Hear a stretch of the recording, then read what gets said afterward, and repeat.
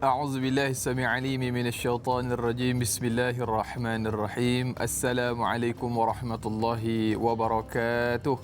الحمد لله والصلاة والسلام على رسول الله وعلى آله وصحبه ومن والاه. اللهم صل على سيدنا محمد وعلى آله وصحبه ومن تبعهم بإحسان إلى يوم الدين. أما بعد. Alhamdulillah. Apa khabar para penonton setia? Tanyalah Ustaz biar tahu jangan keliru istimewa Ramadan. Alhamdulillah. Syukur Alhamdulillah pertama dan selamanya. Marilah sama-sama kita panjatkan segala puja dan puji syukur kehadrat Allah Subhanahu wa taala. Alhamdulillah ala ni'matil imani wal Islam, dan seluruh nikmat yang Allah Subhanahu wa taala anugerahkan kepada kita. Dan pada pagi ini kita kembali dalam Tanyalah Ustaz istimewa Ramadan, biar tahu jangan keliru. Dan tajuk subhanallah yang cukup menarik untuk sama-sama kita diskusikan, kita bicarakan, iaitu puasa sewaktu sakit dan musafir. Dan kita bawakan sebagaimana biasa bintang ilmuwan ke studio pada pagi ini yang berbahagia, Ustaz Kapten Maritim Nik Kamarudin Yunus. Assalamualaikum Ustaz. Waalaikumsalam warahmatullahi. Apa khabar Ustaz? Alhamdulillah. Selamat berpuasa. Allahu Akbar. Sihat Alhamdulillah Ustaz. Macam puasa nampak. Nampak aja puasa Ustaz. Allahu Akbar. Allahumma salli ala sayyidina Muhammad. Dan semestinya kami di Tanyalah Ustaz juga mengucapkan salam nuzul Quran.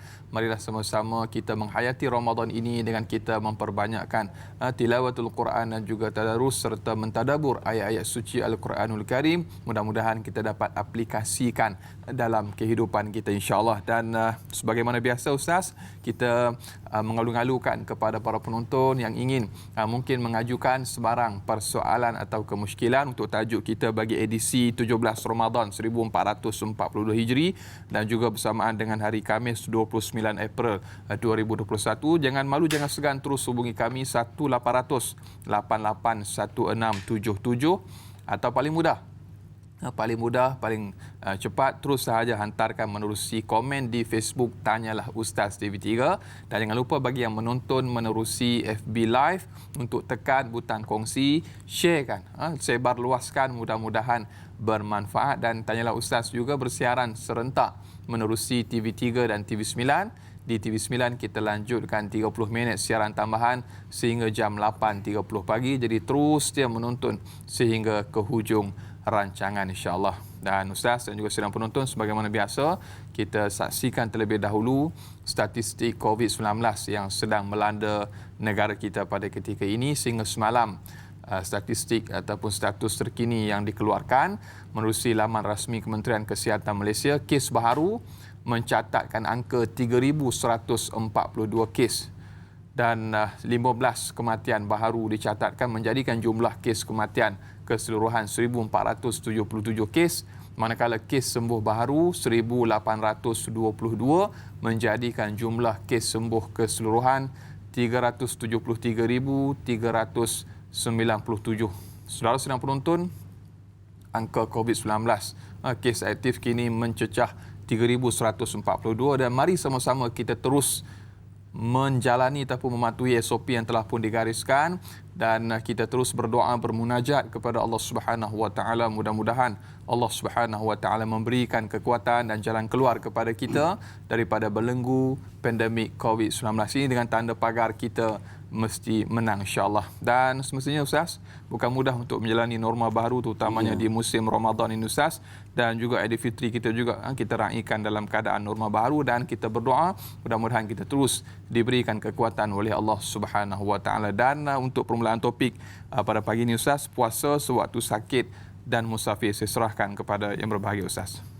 Bismillahirrahmanirrahim. Assalamualaikum warahmatullahi wabarakatuh. Assalamualaikum warahmatullahi. Alhamdulillahirabbil alamin wa bihi nasta'in nahmaduhu wa nasta'inuhu wa nastaghfiruh wa na'udzu billahi min syururi anfusina wa min sayyiati a'malina. Man yahdihillahu fala mudilla lahu wa man yudlil fala hadiya lahu. Asyhadu an la ilaha illallah wahdahu la syarika lahu wa asyhadu anna sayyidina Muhammadan 'abduhu wa rasuluhu. Allahumma shalli ala sayyidina wa habibina wa syafi'ina wa zukhrina wa qurwatina wa maulana Muhammad sallallahu alaihi wasallam, thumma ila arwahi azwajihi wa ashabihi wa tabi'in wa tabi'ihim bi ihsanin ila yaumil thumma amma ba'd. Baik, di Anas, terima kasih semua kru-kru dan juga penerbit Tanyalah Ustaz pada pagi ini insya-Allah Jadi pada waktu sempena nuzulul Quran, iaitu penurunan Al-Quran, kan di sana ada secara berperingkat diturunkan Al-Quran, kemudian ada yang diturunkan sekaligus pada malam Al-Qadar dan sebagainya. Jadi pada tajuk kita ini iaitu puasa sewaktu sakit ataupun dalam keadaan musafir. Kita renung kepada ayat Al-Quranul Karim dalam suratul Baqarah ayat ke-183 dan juga 184 yang selalu kita baca mengenai dengan puasa, iaitu ya ayyuhalladzina amanu kutiba alaikumusiyam kama kutiba alal ladzina min qablikum la'allakum tattaqun. Kemudian disambung ayyaman ma'dudat faman kana minkum maridan aw ala safarin fa'iddatun min ayyamin ukhar wa 'alal ladzina yutiqunahu fidyah tu'amu miskin faman tatawwa'a khairan fahuwa khairul lah wa an tasumu khairul lakum in kuntum ta'lamun. Inilah kata kunci perbincangan kita pada pagi ini insya-Allah berkenaan dengan puasa sewaktu orang itu sakit mungkin, dalam perjalanan musafir mungkin. Mana di sana ketetapan puasa itu kita ambil daripada ayat yang pertama diwajibkan. Tetapi di sana fa inna ma'al usri yusra, kemudahan yang Allah berikan, kepayahan itu ada kemudahannya. Iza tadayya tawassu', kaedahnya bila sempit dia akan jadi luas dan sebagainya. Maka di sana mungkin dalam perjalanan itu ada kesempitan dari segi kata kekuatan untuk meneruskan perjalanan musafir ataupun dalam keadaan dia itu sakit dan sebagainya. Sebab di sana saya teringat satu hadis Nabi sallallahu alaihi wasallam berkaitan dengan ancaman bagi mereka yang berbuka puasa tanpa uzur. Di situ man iftara yauman fi Ramadan min ghairi rukhsatin rakhasallahu biha au maradin. Maksudnya dia tidak dibenarkan oleh syarak wa imma apa sekalipun ataupun dia bukan kerana sakit dan sebagainya. Kemudian dia menggantinya lam yaqdihi insamahu dahar, tidak terqada. Riwayat ada tidak terqada akan puasanya setahun. Insamahu sekiranya dia berpuasa sekalipun untuk menggantikan. Mana di sana ada kalimah perkataan min ghairi rukhsah, tanpa kebenaran syar'i. Maknanya siapa jua yang bulan Ramadan ini tanpa kebenaran syarak tiba-tiba dia berbuka puasa. Maknanya di sana yang kita nak bincang nantinya ialah mengenai orang sakit, maknanya ada kebenaran. Musafir ada kebenarannya, ada rukhsah daripada Allah Subhanahu Wa Taala sebagai kelonggaran bagi mereka yang bermusafir, bagi mereka yang sakit dan sebagainya. Tapi di sana sakit itu ada sakit yang rukhsah tau. Bukan semua jenis sakit. Tanya, nah kenapa tak puasa? Alah, tangan saya terkena pisau lah tadi. Kuku sikit. Tak boleh puasa. Sakit kena pisau tak boleh puasa ke? Contoh dia kan. Mana itu bukan rukhsah daripada Allah Subhanahu Wa Taala. Jadi itu yang akan kita bincangkan nanti insya-Allah, mudah-mudahan dalam masa 2 jam kesempatan yang ada, walaupun nampak macam tak cukup masa, tapi insya-Allah mudah-mudahan mungkin ada perkara-perkara yang kronik yang perlu kita bincangkan insya-Allah. Allahumma salli ala sayyidina Muhammad. Terima kasih bagi Ustaz untuk mukadimah yang cukup menarik. Dan Ustaz, kalau kita renung dalam muhasabah, kalau orang nak pergi umrah, pergi haji, dia ada kursus dia.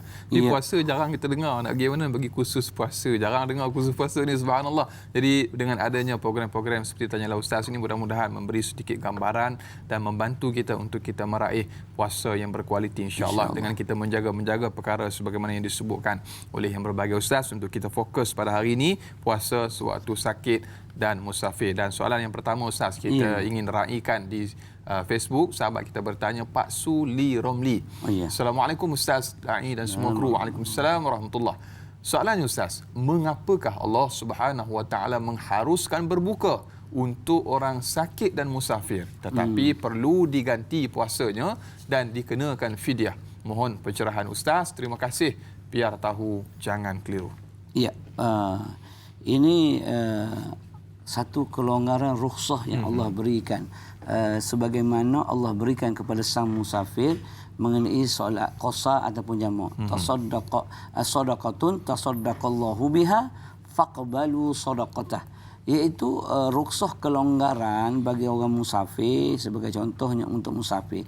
Musafir ini dia ada banyak masyakkah, dia banyak kesusahan dia, perjalanan dia memenatkan. Ini berpandukan bagaimana sirah perjalanan baginda Rasul sallallahu alaihi wasallam, menaiki unta mungkin, kaldai mungkin, kuda mungkin. Maka untuk merentas sahra, padang pasir kan, maka dia adalah satu benda yang sukar.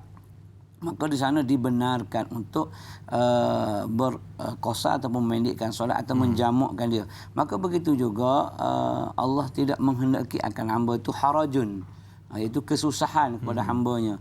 Maka Allah bagi kemudahan bagi sang musafir ataupun orang sakit itu untuk meninggalkan puasanya pada hari berkenaan. Kemudian fa'iddatu min ayyamin ukhra, maka dia ganti semula. Maksud ganti semula pada masa dia lapang. Bila sampai ke destinasi, sebagai contoh, dia bermukim mungkin, ataupun dia bermastautin di suatu tempat, maka hendaklah dia menggantikan semula. Maka hikmahnya di situ supaya hambanya ini tidak meninggalkan kewajipan dalam bentuk apa jua sekalipun. Kalau tinggal sekalipun, dia perlu menggantikan semula. Adapun di segi fidyah tadi, sekiranya puasa yang ditinggalkan itu melampaui Ramadan yang akan datang, barulah dia dikenakan fidyah.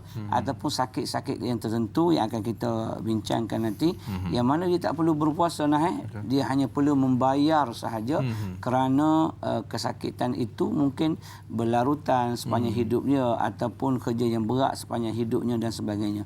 Itu yang akan kita bincangkan mengenai fidyah sahaja. Jadi yang musafir sakit ini dibenarkan kerana Allah tidak nak hambanya fi harajin, dalam keadaan kesusahan dalam melakukan ibadah. Satu yang sebut tadi, fa inna ma'al usri yusra tadi. Kemudahan, kesusahan ada kemudahannya. Begitu juga Allah tak nak kepada hamba itu harajun, kesusahan. Jadi untuk memudahkan hambanya, maka Allah benarkan hamba-hambanya ketika musafir atau sakit untuk meninggalkan puasa pada ketika itu, kemudian digantikan selepasnya apabila dia keadaan sihat, segar bugar dan sebagainya. Sebab itu bila orang tak menggantikan, hukumnya berdosa. Contoh dia tinggal puasa bulan ni, kemudian lepas Ramadan masuk Syawal. Selepas pada 1 Syawal, dia dah wajib qada dah. Sebab dia dah mampu untuk qada. Kecuali tak mampu. Kalau dia tak qada juga sehingga masuk bulan yang tahun yang berikutnya masuk Ramadan, itu yang dikenakan fidyah. Dan dia kena taubat kepada Allah. Kalau dia mampu maksudnya dia dah boleh ganti dah. Maksudnya anak berhutang dengan ustaz, dah tempoh masa dah sampai, perlu dah bayar, dah ada dah duit tu untuk bayar, tapi anak tangguh.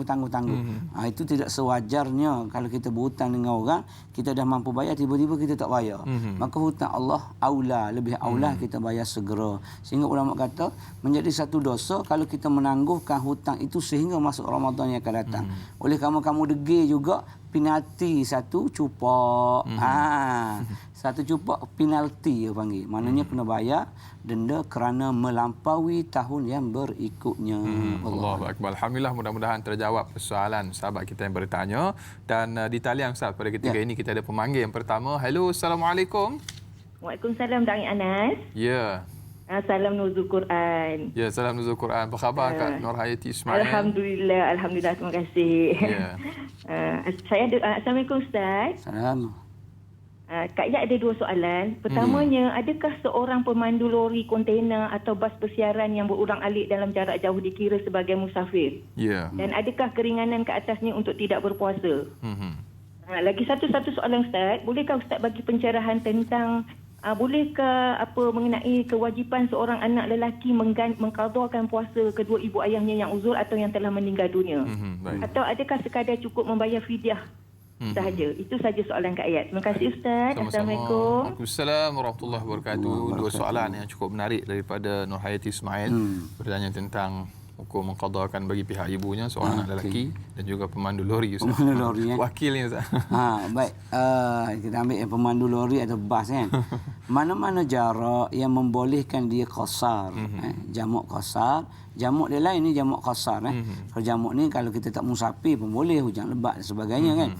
Cuma yang membenarkan mana-mana permusafiran yang membenarkan seorang itu untuk qasar, jaraknya kalau ikut tu kita biasa masyhurnya dengan 90 kilo, 56 batu yang masyhur.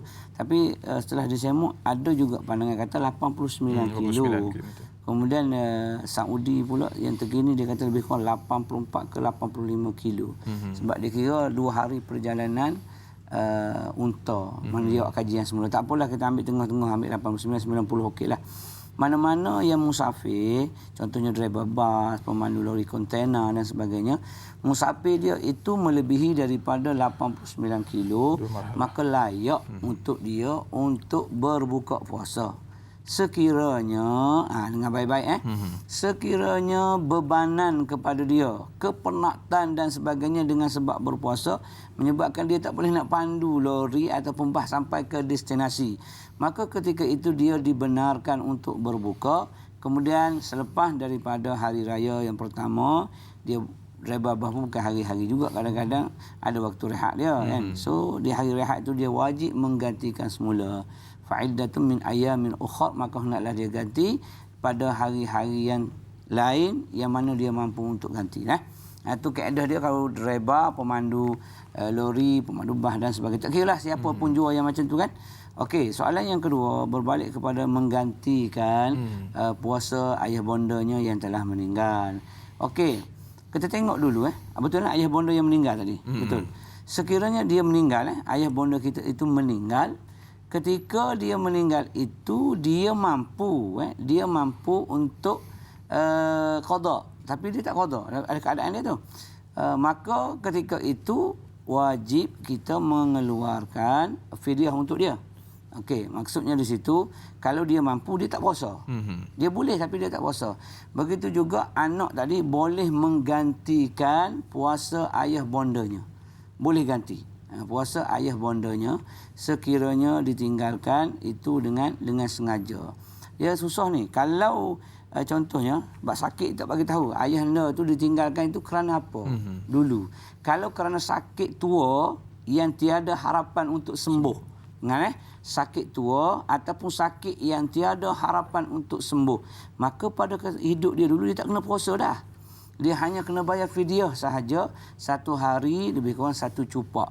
Kalau ikut kiraannya ialah 600 ke 625 gram. Tak sampai sekilo lah. 1 hari yang ditinggalkan. Tengok sakit dia tu macam mana. Sebab tu saya kata tadi, apa kematian tu sakit sebelum mati tu dia sakit yang berlarutan ataupun tidak. Kalau yang berlarutan tadi jangan fikir untuk dia puasa, kena bayar fidyah sahaja. Tapi kalau dia tak ada sakit biasa semua meninggal, kemudian ketika meninggal tu ada hutang puasa, maka perlu diganti daripada anak-anaknya sendiri boleh, waris yang terdekat boleh, dengan keizinan waris dan sebagainya. Maknanya boleh diganti oleh saudara maranya, insya-Allah. Allahumma salli ala sayyidina Muhammad. Jadi mudah-mudahan terjawab persoalan sahabat kita yang bertanya. Dan Ustaz, kadang-kadang tu bila kita tak boleh puasa, contohnya diberikan rukhsah, keringanan, keuzuran, kita jangan viralkan pula. Masuk video tular dan sebagainya. Jadi inilah perkara yang berlaku dan mungkin nanti kita minta sedikit respon daripada Ustaz. Kita nak berehat seketika Ustaz tentang adab Ramadan tu juga kita perlu jaga Ustaz. Kita berehat seketika, biasakan kehidupan normal baharu dakwah. Janganlah Ustaz sampaikan biar tahu, jangan keliru, kembali selepas ini.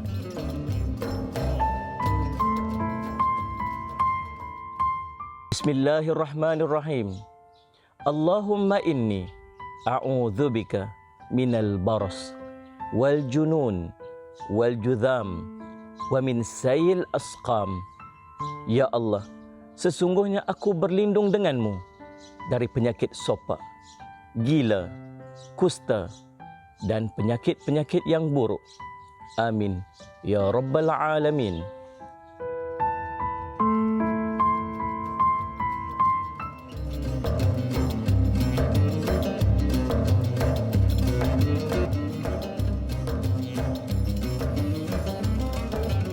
Alhamdulillah, masih lagi terus setia bersama dengan kami Tanyalah Ustaz, biar tahu jangan keliru.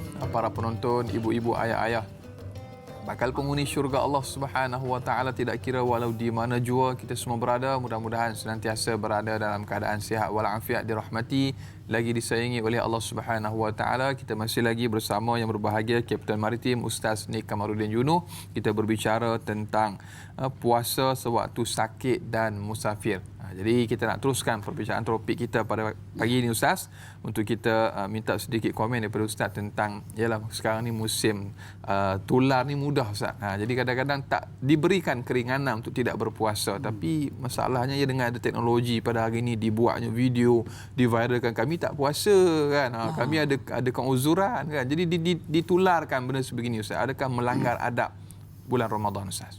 Baik, di antara adab Ramadan ni ialah yang besar sekali hikmahnya, kita hendaklah menghormati bulan Ramadan itu sendiri. Puasa itu sebahagian daripada pengisian Ramadan, bukan keseluruhan Ramadan itu puasa, tak. Ramadan itu diisi dengan siangnya puasa, malamnya qiyam.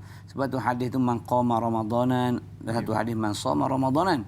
Baik, siapa yang rakhasallahu bih, maksudnya siapa yang diberi kelonggaran oleh Allah Subhanahu wa taala untuk berbuka min uzrin mungkin, ataupun min haidin, mana uzur dia sakit, ataupun perempuan yang haid dan sebagainya, dia tak boleh sewenang-wenangnya menunjukkan ketidakpuasaannya. Ketidakpuasaannya itu dengan sewenang-wenang, apatah lagi kalau menularkan. Dalam keadaan contoh kan, perempuan-perempuan yang keuzuran yang Allah berikan khusus untuk wanita, di pejabat sebagai contoh, tak boleh dia sewenang-wenang, oi siapa yang bendera merah, jom ikut saya ke pantry untuk makan. No. Hukumnya adalah makruh. Makruh, tidak digalakkan. Sebab ketika itu kita nak menghormati akan Ramadan, sehingga orang yang bersama dengan isterinya di siang hari sekalipun akan dipenaltikan oleh Allah Subhanahu wa taala, sebab nak jaga keharmonian ataupun nak jaga kemuliaan bulan Ramadan itu sendiri. Tak boleh kita buat, dia ada SOP dia. Macam kita dalam Muslim sekarang ada SOP dia. Sembahyang menjarak macam ni, pergi kena ada pakai mask dan sebagainya. Mana SOP yang baru dan norma baru.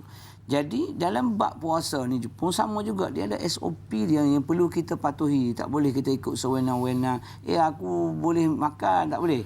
Maksudnya siang hari kita bersama dengan isteri pun tak boleh. Maksudnya bersetubuh ni tak boleh. Sebab itu memang Allah kata tak boleh. Kalau kau buat juga penalti kau kena merdekakan hamba. Kau tak mampu, kau kena penalti syahraini mutatabi, kena puasa 2 bulan berturut-turut. Sehingga tak mampu juga kau kena beri juga makan 60 orang fakir miskin dan sebagainya. Maknanya penalti itu berat. Nak menunjukkan kena hormat bulan Ramadan. Maka siapa ada kelonggaran berkenaan, tak bolehlah sewenang-wenangnya. Macam yang kes itulah, dia dapat cross negeri kan. Polis bagi kat dia, dia tunjuk viral, aku dah dapat. Bangganya Ustaz. Mana dengan bangganya, walaupun dengan tiada niat untuk mengkhianati petugas itu, tapi mana tak sepatutnya. Begitu kan kes boleh berbuka ni, jangan kita nak viralkan, aku boleh makan siang hari seronok. Sebab benda tu adalah makruh, iaitu tidak tepat dengan kehendak ataupun adab SOP ketika mana kita berpuasa. Jaga keharmonian, sebab orang lain memerhatikan kita. Mungkin kawan-kawan kita pejabat non sebagai contoh yang non Muslim tengok, apa benda ni kau orang ni, Islam bukan kena puasa ke? Sebab benda ni maklum bidarurah. Semua kau jumpa tanya orang lain, Buddhis ke Kristian ke, dia kata bulan Ramadan bulan puasa untuk orang Islam. Tiba-tiba kita seorang dua tak puasa. Maka dia kata, apa benda ni? Engkau yang memburukkan nama. Begitu juga sang musafir ni. Sang musafir pun sama juga. Walaupun dia dibenarkan makan, tapi dia tak boleh sewenang-wenang buka upon table dekat RNA. Kau bawa lori kan? Aku bawa lori ikan. Kau bawa aku. Jom. Kita makan sama-sama. Dia buat heho situ. Maka hukumnya adalah makruh walaupun dibenarkan, kerana dia mencari kepada adab-adab ketika mana kita berpuasa. Tak jaga kemuliaan bulan Ramadan. Allahu Akbar. Berikutnya Ustaz, kita ada pemanggil di talian pada ketika ini, Haji Tukinun. Halo, Assalamualaikum. Waalaikumsalam warahmatullahi wabarakatuh. Yang saya hormati pagi ini Ustaz Nik Ya. Waras Alhamdulillah waras. Saya ucapkan terima kasih banyak-banyak. Persoalannya ginilah kita ceritakan Saya tanya Ustaz ini orang yang ketua lah, dekat 80-an ke atas. Dia memang tak boleh puasa. Ustaz kata kena bayar fidyah. Memang puasa pun tak boleh. Sekarang masalahnya Ustaz, saya nak tanya, dia memang bayar fidyah. Kemudian tahun ni dia tak terlupa ke apa, tak bayar fidyah. Tahun depan baru nak bayar. Dua kali puasa bulan namanya tak bayar.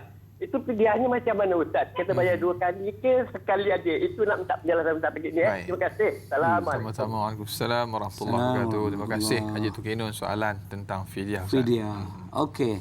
Bagi mereka yang mampu puasa, sebagai contoh dia tinggal puasa, kemudian dia kena ganti kan? Dia kena ganti puasa. Maka bila masuk tahun berikutnya dia kena bayar fidyah. Maksudnya dia punya penaltinya ialah fidyah bila merangkumi tahun yang berikutnya. Yang ni pula dia memang tak mampu dah nak berpuasa, maka dia dikenakan fidyah. Tiba-tiba fidyah pun tak bayar. Mana hutang tu tak bayar. Kalau saya berhutang dengan Tuan Haji Tukinun sebagai contoh, tiba-tiba terlupa lah nak bayar bulan ni, adakah bulan depan tak kena bayar? Kena bayar juga kan? Maka sama kesnya, hutang Allah lebih aula kita kena bayar. Maka kalau tahun ni secupak, maka tahun depan ini kenapa ni? Yang tahun lepas tu terlupa saya sebulan, saya memang tak mampu dah nak puasa kan, ataupun dia dah tak sedar dan sebagainya, maka anak-anaknya bayarkan melalui duit, ataupun kalau meninggal melalui harta pusaka. Macam kes yang tanya tadilah, iaitu anaknya boleh ganti ataupun tidak. Waris je disunatkan untuk ganti. Kalaulah dia ada harta dia, maka kita ambil daripada harta pusaka. Maka fidyah tadi hendaklah dia menggantikan dengan fidyah pula. Maknanya sepatutnya cupak, dia akan jadi 2 cupak lah. So dia akan jadi 625 gram darat dengan 2 lah. Itu kaedah dia. So, kalau dah tak ingat sampai 3 tahun, ada setengah-setengah pandangan wallahualam ni pandangan syaz, iaitu tak payahlah bayar, dia tu banyak sangat dah. Macam orang yang tak berpuasa sehingga daripada umurnya 15 sebagai contoh, sepatut dia ganti. Kalau 5 hari puasa dia tidak berganda, cuma fidyah. Tiba-tiba selepas 40 tahun, dia umur 15, umur 40 tahun, dia umur 55, dekat nak pencet, dia pun datang jumpa ustaz. Ustaz, saya dulu saya ingat saya tak puasa 5 hari ustaz, tapi dah 40 tahun ni saya tak qada pun ni. Macam mana ustaz? So kita pun kira lah fidyah untuk dia. Tapi oleh kerana banyak kan, bercupuk-cupuk mungkin beratus-ratus, akhir sekali pandangan syaz yang agak syaz ni terpencil, pandangan yang kecil sangat. Dia kata tak payahlah, dia kata tak payahlah. Tapi pandangan yang jumhur ataupun yang paling kuat, yang rajihnya adalah dibayar. Sama kes tadi juga maka hendaklah kita bayar mengikut hari yang ditinggalkan. Wallahu a'lam. Allahu akbar. Mudah-mudahan terjawab persoalan sahabat pemanggil kita sebentar tadi. Dan berikutnya Ustaz dan juga sedang penonton, kita raikan lagi soalan menerusi sahabat Facebook kita, Mas Ripah Nur Jama'in. Assalamualaikum Ustaz dan Da'i. Waalaikumsalam warahmatullahi. 2 soalan di sini. Yang pertama, adakah orang yang sakit akan mendapat lebih ganjaran pahala berpuasa berbanding orang yang sihat seandainya ia redha dengan sakitnya dan tetap untuk menunaikan puasa di bulan Ramadan? Dan yang kedua, bagi orang yang bermusafir, apakah syarat-syarat yang syariat tetapkan bagi mereka untuk meneruskan puasa? Musafir yang bagaimanakah yang diharuskan agar mereka memilih untuk tidak berpuasa? Mohon pencerahan Ustaz. Terima kasih. Biar tahu, jangan keliru. 2 soalan di situ Ustaz. Ya, itu soalan mengenai ganjaran. Ganjaran orang yang sakit kalau dia meneruskan puasa, adakah lebih baik bagi dia dan sebagainya, ataupun ganjaran, dia tengok ganjaran lah. Sekiranya dia redha dengan sakitnya, satu hal lain. Kemudian dia meneruskan puasanya, maka puasanya itu lebih baik. Lebih baik sekiranya tidak memudaratkan akan kesihatannya ataupun permusafirannya. Ia ada kaitan dengan soalan yang kedua tu. Maksudnya di sini, adakah dia dapat pahala lebih lah? Dalam soalan saya nampak dia nak nampak pahala lebih. Okey, kalau dari segi pahala, Allah Subhanahu Wa Taala telah menyebut ana ajzi bihi, aku yang akan balasnya. Adapun amalan-amalan anak Adam yang lain, Allah tambahkan asyarat ila 700 di'fa. Dan satu hadis Nabi SAW Ustaz, amal anak Adam itu akan ditambahkan 10 sehingga 700 kali ganda. Illa saum, kecuali puasa. Ana ajzi bihi, aku akan balas. So dan soalan ini, berapa banyak ganjaran yang Allah balas kerana dia redha dengan sakit, kemudian dia meneruskan puasanya. Tapi ingat, walaupun dia meneruskan puasa, nampaknya macam ganjaran hebat. Tapi kalau memudaratkan, dia balik la darat wala dirar. Jangan mudarat diri dan jangan mudaratkan orang lain. Kerana Allah nak keringanan kepada hamba-hambanya, yuridullahu bikumul yus wala yuridu bikumul usr. Allah nak kamu tu senang. Mana tak rasa beban dengan apa ibadat yang dilakukan. Allah nak kamu itu rasa aku seronoklah berpuasa, aku musafir. Maknanya ada rasa keseronokan. Bila rasa enjoy dan sebagainya, maka kita rasa alhamdulillah seronok aku sebab aku musafir dan sebagainya, aku tak perlu untuk puasa sekarang tapi aku perlu ganti dan sebagainya. Itu kaedah dia.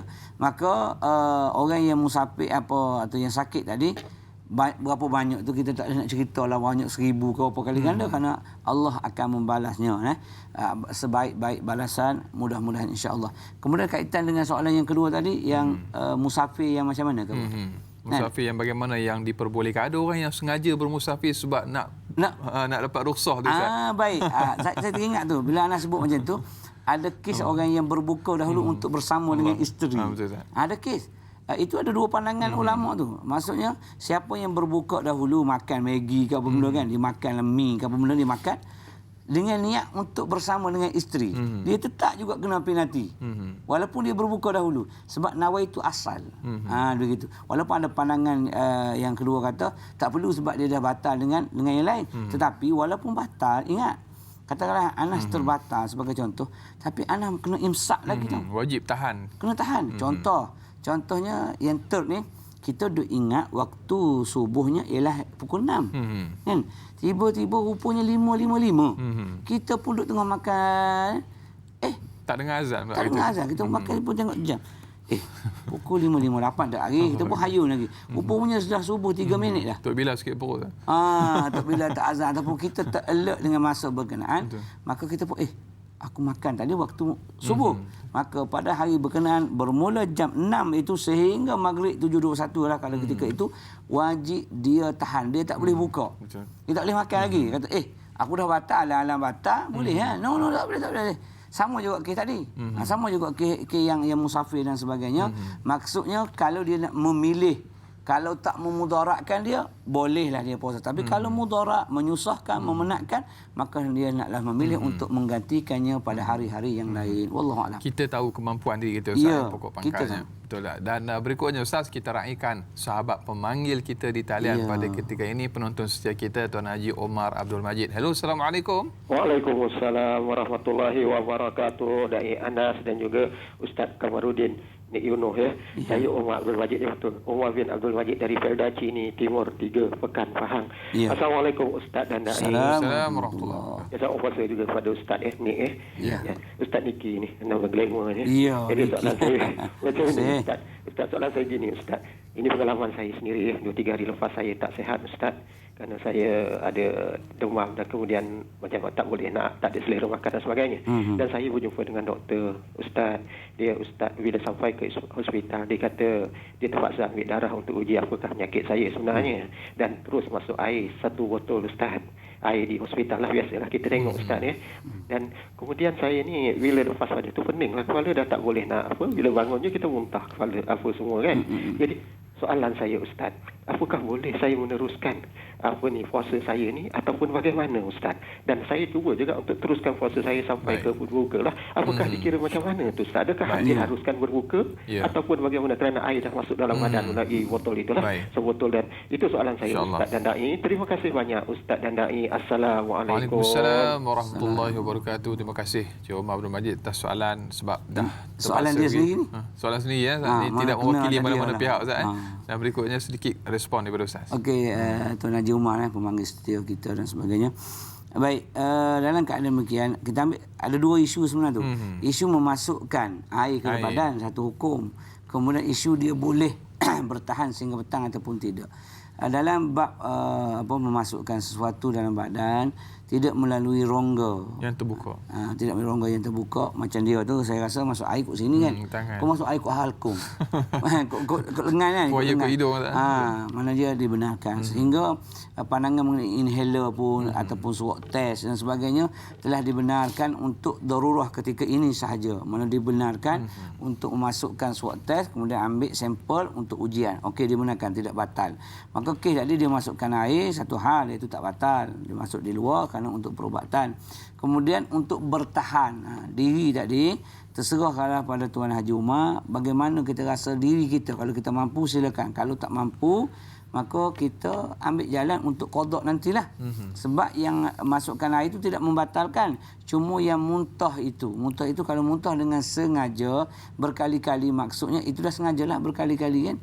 Muntah dengan sengaja maka dia di antara benda yang membatalkan puasa. Maka saya mencadangkan kepada Tuan Haji, kalau keadaan begitu berulang lagi kan dan memudaratkan, maka tak payah berpuasa. Cuma raikan adab tidak berpuasa tadi. Betul. Tak bolehlah semena-mena balik ke rumah ya bedu minta dengan isteri nasi goreng, bubur kacang. Tak bolehlah macam tu. Walaupun kita sakit, kecuali doktor kata awak ni kena balik makan bubur sikit sebab dah banyak benda ya, makanan dah keluar, dah termuntah dan sebagainya. Maknanya nasihat daripada seorang ataupun kalau ikut riwayat kata 3 doktor yang mengesahkan yang siqah. Siqah tu boleh dipercayai. Kalau ikut dia kata siqah ni adalah doktor Muslim yang boleh dipercayai mengenai penyakit kita dan sebagainya. Wallahu akbar. Doktor yang tidak fasih Ustaz. Kena tanya betul-betul ni. Kalau yang jenis corner juga takut juga kita. Alang-alang aku tak puasa, suruh dia sekali tak puasa. Subhanallah. Dan berikutnya Ustaz, kita ada pemanggil di talian juga pada ketika ini. Halo, Assalamualaikum. Hello, Assalamualaikum. Assalamualaikum warahmatullahi wabarakatuh. Siapa di talian? Saya Putri Salwa daripada Selangor. Ya, silakan soalannya. Okey. Assalamualaikum Ustaz. Assalamualaikum. Okey, saya nak tanya, adakah dibolehkan fidyah bagi orang yang sakit tanpa kadar puasa kerana dia tidak mampu kadar sebab penyakitnya yang sentiasa bergantung kepada ubat-ubatan. Seperti saya lah, dia ni mengidap kanser dan jantung. Allahu akbar. Baik, insya-Allah. Itu saja soalannya. Terima kasih. Terima kasih Ustaz. Sama-sama. Assalamualaikum warahmatullahi wabarakatuh. Terima kasih puan yang bertanya. Mudah-mudahan Allah Subhanahu wa taala memberikan kekuatan dan semangat, memberikan kesembuhan insya-Allah mudah-mudahan, dan sepertinya Ustaz besar ganjarannya Ustaz. Sebab ialah teringin tengok orang berpuasa, kita pun nak puasa tapi keterbatasan pada ketika itu. Sedikit respon daripada Ustaz. Okey, Puan Putri Salwa ya. Bertanya. Okey, terima kasih Puan di atas satu pertanyaan yang cukup cantik, iaitu juga maknanya benda tu berlaku atas diri sendiri. Betul. Kan. Okey, baik. Pertamanya ucap alhamdulillah kepada Allah Subhanahu wa taala. Syukur kepada Allah masih lagi beri peluang dan ruang kepada puan untuk satu bertanya dengan cara bertanya itu memberi ilmu kepada orang lain. Bukan hanya untuk kita saja. Itu salah satu jalan untuk dapat ilmu dan juga dapat pahala selepas kita mati. Sebab tu jangan segan untuk call dan sebagainya. Baik, dalam kes ini mana pengesahan daripada tadi doktor yang siqah yang boleh dipercayai 3 orang. Doktor yang siqah menyatakan bahawasanya Pulan atau Pulana si Putri ni, Puan Salwa dan sebagainya tidak boleh tak makan ubat. Maksudnya mesti wajib makan ubat. Kalau tidak dia boleh membawa kepada kematian ataupun memudaratkan lagi, tambah lagi sakit dan sebagainya.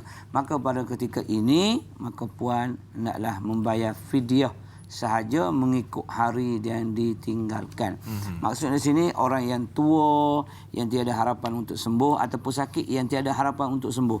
Ini kita rujuk dalam kitab fiqh mazhab Syafi'i jilid yang kedua yang berkaitan dengan orang yang terlalu tua dan pesakit yang tiada harapan untuk sembuh. Sebagai rujukan kita maknanya di rumah tu kita ada kitab ini, kita rujuk balik. Maka puan tadi dibenarkan bila doktor menyatakan bahawa puan mesti ataupun wajib makan ubat setiap hari tempoh 2 jam dan sebagainya. Maka pada ketika itu ikut nasihat doktor kita makan ubat. Tapi walaupun kita makan ubat, doktor kata boleh lagi kita rehat, maksudnya tak perlu makan. Maka kita jangan makanlah. Kita jaga SOP adat supaya kita tidak mencemarkan bulan Ramadan. Maksudnya lepas makan ubat kita relax, tenanglah, tak payah nak pergi makan, nak tunjuk ke orang viral. Aku ustaz kata aku dapat bayar fidyahnya kan. Bayar fidyah secupok ni lebih kurang kalau kita ambil beras yang RM7 bahagi dengan 4. Sebab satu gantang sama dengan 4 cupok. So satu cupok lebih kurang RM1.80 kot. Kalau kita ambil yang RM14 lain pula. Ataupun RM21. Kalau tengok pasal ada 3 level. 3 level asal ni. 7, 14, 21. Tengok nanti Kalau ikut dalam tu 625 gram 625 gram. Jadi puan bolehlah membayar fidyah kerana doktor menyatakan yang doktor sikoh tadi mengatakan tak mampu untuk berpuasa, maka bayarlah fidyah sebanyak secupak setiap hari ditinggalkan, lebih kurang 625 gram mengikut beras yang biasa kita makan dan sebagainya. Wallahualam, mudah-mudahan Allah memberi kesembuhan kepada puan Salwa. Amin, insya-Allah, mudah-mudahan. Dan semestinya Ustaz banyak lagi yang akan kita kongsikan. Untuk topik kita pada hari ini, kita nak berehat sekali lagi, biasakan kehidupan normal baru, dakwah Tanyalah Ustaz sampaikan biar tahu, jangan keliru, kembali bergabung selepas ini.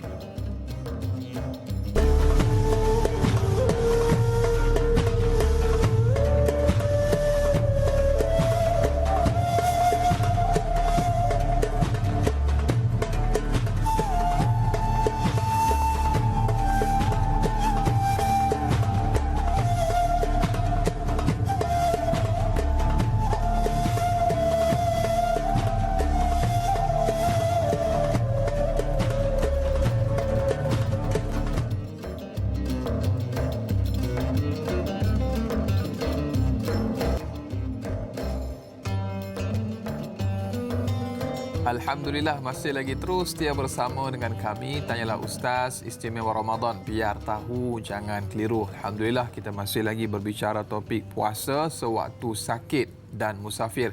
Dan kita bersama masih lagi bintang ilmuwan kita yang berbahagia, Kapten Maritim Ustaz Nik Kamaruddin Junuh. Dan telah pun banyak kita raikan Ustaz soalan-soalan daripada sahabat kita, dan teruskan menghantarkan sebarang persoalan atau kemusykilan. Sebagaimana biasa, hubungi 1800881677 atau paling mudah terus sahaja tinggalkan soalan anda atau kemusykilan anda menerusi poster di laman rasmi Facebook kami Tanyalah Ustaz TV3.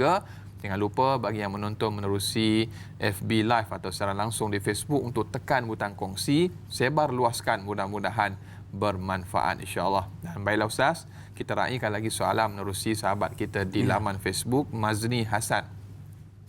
Assalamualaikum Ustaz dan da'i. Waalaikumsalam warahmatullahi. Bagi seseorang yang mengalami penyakit nyanyuk, adakah beliau digugurkan daripada menjalani ibadah puasa, dan bagaimanakah pula cara menggantikan puasanya? Mohon pencerahan Ustaz. Terima kasih. Baik, ini persoalan cukup cantik yang berkaitan dengan orang tua orang tua. Maka kalau kita tengok kepada syarat sah puasa ataupun yang diwajibkan ke atas mukallaf, syarat mukallaf itu sendiri iaitu berakal, kemudian balik, Islam dan berkemampuan. Itu syarat kepada mukallaf untuk ditaklifkan. Maka kita melihat kepada orang tua, orang tak kira orang, mungkin siapa dia sekalipun, dia tu nyanyuk, lupa dah. Mungkin kita kena ambil beza pandangan ulama mengenai qauluhul aqlun. Aqal itu kata Syekh Zakaria Al-Ansari, al-muradu bihi al-aqlu itu at-tamyiz. Dia boleh membezakan di antara baik dengan buruk dan sebagainya. Kalau itu nyanyuk tadi sehingga dia pakai pamper, kadang-kadang dia buka kencing dia, najis dia sentuh, kadang-kadang dia makan dan sebagainya, maka itu sudah tidak berakal. Maksudnya dia tak boleh membezakan antara baik dan buruk. Maka ketika itu tergugurlah kewajipan ke atasnya, tidak perlu berpuasa dan tak perlu fidyah. Tak perlu fidyah sebab dia tak ada taklif. Kecuali ingat-ingat lupa. Maksudnya kadang ingat, kadang lupa.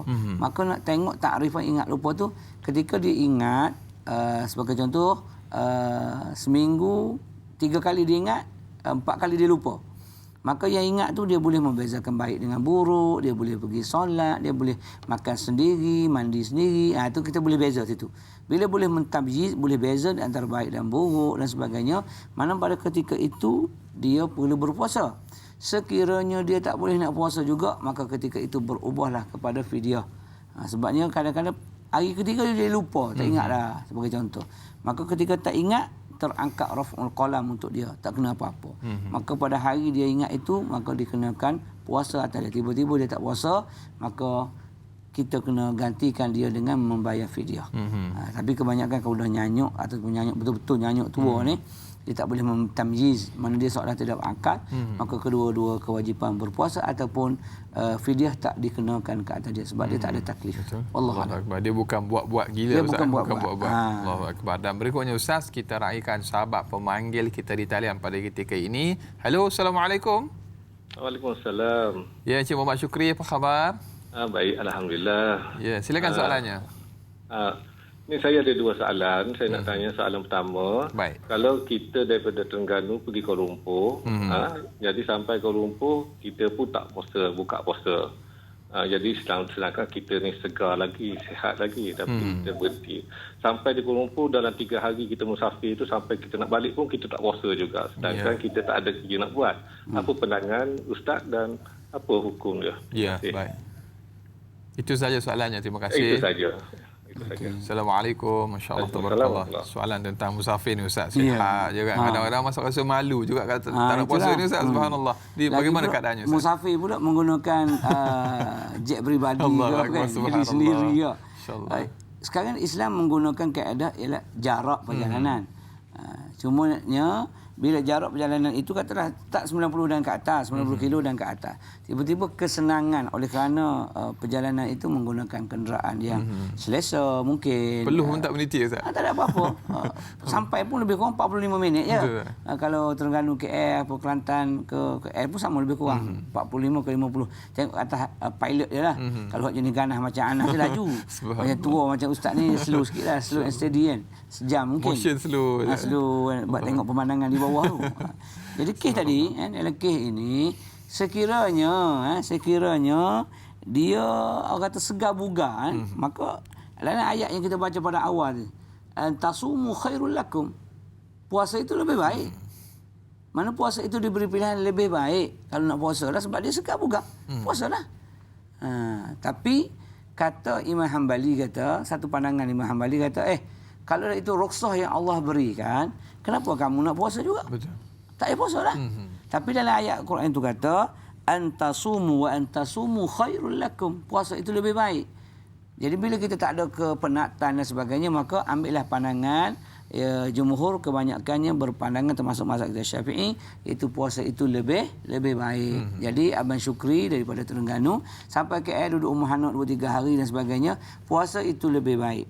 Tapi kalau kita nak ambil pandangan daripada mazhab Hanbali, ambillah. Itu pandangan saja. Tapi kita Syafi'i kita gunalah mazhab kita Syafi'i, maka puasa itu terlebih baik, terlebih aula kita laksanakan sebab kita tidak ada masyaqqah. Illah kenapa dibenarkan berbuka? Kerana kesusahan, kerana kepayahan. Sedangkan kita tak rasa penat, tak rasa lelah, tak rasa apa. Maka ketika itu puasa itu lebih baik bagi kamu. Kalau kita nak buka pun tak ada masalah. Tapi mana yang lebih baik? Quran puasa. Kata, Allah kata puasa. Maka puasalah. Itu terlebih baik. Wallahu a'lam. Allahu akbar. Dan seandainya berlaku misalnya hubungan suami isteri ketika mana mereka orang yang bermusafir itu ni tidaklah dikenakan sebagai denda serius Ustaz. Ada pengalaman? Contoh Ustaz, beritahu contoh. Sahabat kita bertanya Ustaz. Mana lepas musafir dia dalam musafir kan? Adakah dikira mencemari kesucian pada bulan Ramadan? Ya, itu kena jaga. Walaupun dia kata dia dibenarkan oleh kerana pemusafiran. Maksudnya dia dibenarkan kerana musafir, bukan kerana makan dengan sengaja tadi. Maka dia dibolehkan, tetapi sebagai menghormati bulan Ramadan, maka dia hendaklah imsak, jaga diri dia. Hei manusia, takkan kau tak boleh sabar, tunggulah lepas tarawih. Malam sikit kan, siang hari pun kau nak pukul. Bagi contoh. Tapi segi hukum, kalau terberlaku lepas musafir, sebagainya terberlaku, maka dia tidak dikenakan kafarah pada satu pandangan. Satu pandangan lain tetap juga kena kafarah atas kes tadi dia sengaja mencemari bulan Ramadan. Allahu akbar. Ini mudah-mudahan menjadi satu panduan kepada kita. Kadang-kadang peluh tak menitik Ustaz musafir. Kalau tidak orang akan jadikan alasan daripada KL ni dia pun pergi cross, pergi ke Kuantan sampai RNA dia pun tidur dengan bini. Patah balik. Semata-mata untuk Allah Maha tahu. Allahu akbar. Niat kita tu yang penting Ustaz. Dan berikutnya Ustaz, kita ada pemanggil di talian pada ketika ini, Nur Samsul Saadun dari Taiping. Halo, Assalamualaikum. Waalaikumsalam, Doktor. Ya, silakan soalannya. Saya adalah pesakit jantung kronik. Subhanallah. Baik. Saya cuba berpuasa 2 hari. Kemudian saya pun bangun sahur. Tetapi selepas pukul 7, pukul 8 saya dah sesak nafas. Kemudian saya perlu makan ubat cair darah, saya perlu makan ubat-ubat yang lain. Kemudian pada masa yang sama juga saya tolong doakan untuk saya pada besok hari saya akan menjalani operation jantung. Amin insya-Allah. Mudah-mudahan. Tolong doakan saya. Amin insya-Allah, mudah-mudahan. Terima kasih doktor. Perlukah saya bayar fidyah nanti? Baik. InsyaAllah. Assalamualaikum doktor. Assalamualaikum warahmatullahi wabarakatuh. Mudah-mudahan diberikan kekuatan, kesembuhan dan dipermudahkan urusan esok hari insya-Allah. Dapat title doktor. Allahu akbar. Doktor. Doktor. Mungkin dia teringat sebab nak operation besok nak jumpa doktor. So dia punya psikologi dia tu kepada doktor. Baik Tuan Syukri okey insya-Allah mudah-mudahan syafakallah Allah bagi kesembuhan. Setiap yang datang daripada Allah itu innalillahi wa inna ilaihi rajiun. Itu ujian dan ujian demi ujian Allah datangkan yang paling berat sekalinya al-anbiya summal anbiya. Para nabi kita diuji dengan pelbagai ujian. Kalau kita mampu dengan ujian berkenaan insya-Allah Allah letakkan semulia-mulia tempat kita di sisinya insya-Allah. Baik, berkaitan dengan puasa tadi dah cuba berkali-kali dan ingat cuba berkali dan mesti mendapat nasihat daripada doktor pakar yang siqah. Tuan Syukri ambil doktor pakar siqah, dia kata encik mungkin boleh puasa sekejap saja, kemudian kena makan ubat cair darah dan pelbagai lagi. Maka ketika itu kita naklah melihat adakah penyakit ini akan berterusan, maksudnya tak akan sembuh. Kalau doktor kata insya-Allah penyakit encik ni lepas operation, angio dan sebagainya ada kesembuhan. So nanti hendaklah diqada. Nanti selepas bulan Ramadan, selepas 1 Syawal nanti boleh diqada sekiranya doktor kata tidak memudaratkan dah. Dah operation dan sebagainya. Dia menjadi satu hutang sahaja. Jadi tak boleh bayar fidyah terus. Sebab ini tak disahkan tiada harapan untuk sembuh. Kalau memang disahkan Encik Syukri ini doktor tulis itu tiada harapan untuk sembuh sampai mati sebagai contoh, ayat kasar kan. Memang tak ada harapan. Kalau tak ada harapan baru kena fidyah. Maksudnya tak perlu puasa dan bayar sahaja 1 cupok setiap hari yang ditinggalkan. Tapi sekarang ni nampak gayanya ada harapan lagi untuk sembuh insya-Allah. Mudah-mudahan buktinya besok ada pembedahan. So mungkin extend lagi setahun 2 tahun, maka ketika itu ingat ketika itu kita kena qada sebab kita mampu. Bila melampaui tahun barulah kita kena bayar fidyah sebagai denda melampaui tahun. Itu sahaja. Tak boleh bayar fidyah terus kecuali dengan nasihat doktor yang siqah. Wallahu a'lam. Allahu akbar. Dan mudah-mudahan terjawab persoalan sahabat kita yang bertanya dan dipermudahkan urusan esok operation bersama dengan pakar di hospital. Dan berikutnya Ustaz, di talian pada ketika ini kita ada Muhammad Rashidi Abdul Rauf dari Putrajaya. Halo, Assalamualaikum. Assalamualaikum warahmatullahi wabarakatuh. Ya. Rashidi daripada Putrajaya. Baik. Okey, saya nak tanya dengan Ustaz satu soalan. Ini berkenaan dengan suntikan vaksin Ustaz. Baik. Okey. Suntikan vaksin yang dos pertama kita dah dapat untuk petugas lah.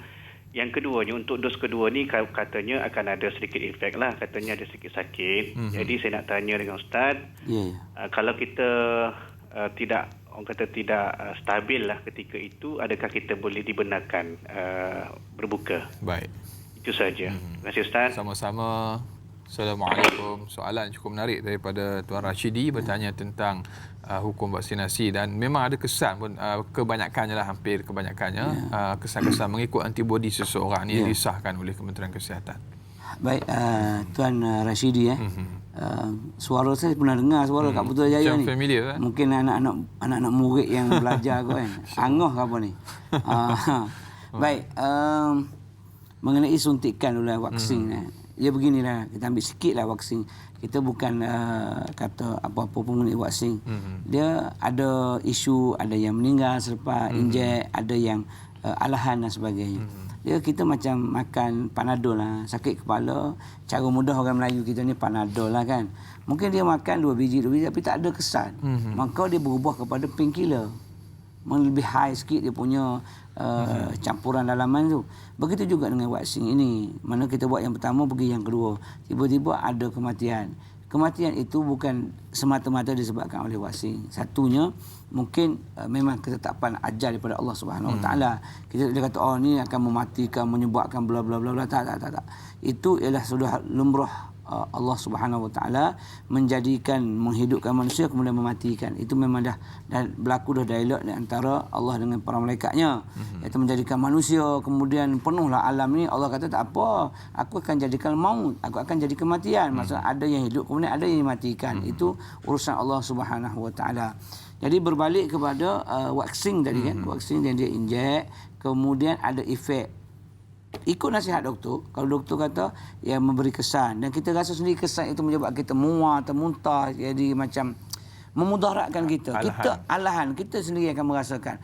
Maka Tuan Rasyidi ataupun Angah, kalau kepada ketika itu memang kita rasa tak boleh nak meneruskan macam perempuan yang mengandung, tak boleh.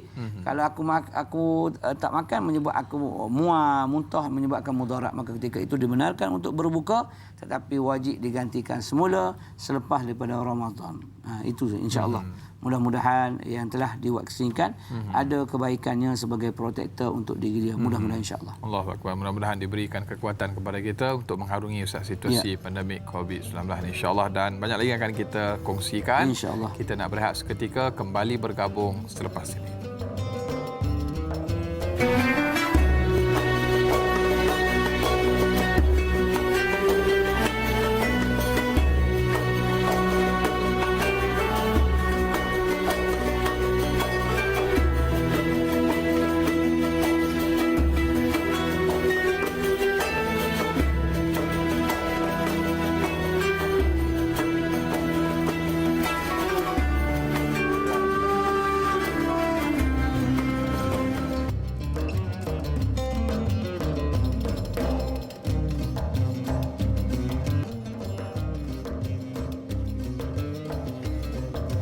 Alhamdulillah, terima kasih dan terima kasih. Kurang lebih tepat sejam kita bersiaran. Semestinya dalam Tanyalah Ustaz, biar tahu jangan keliru istimewa Ramadan.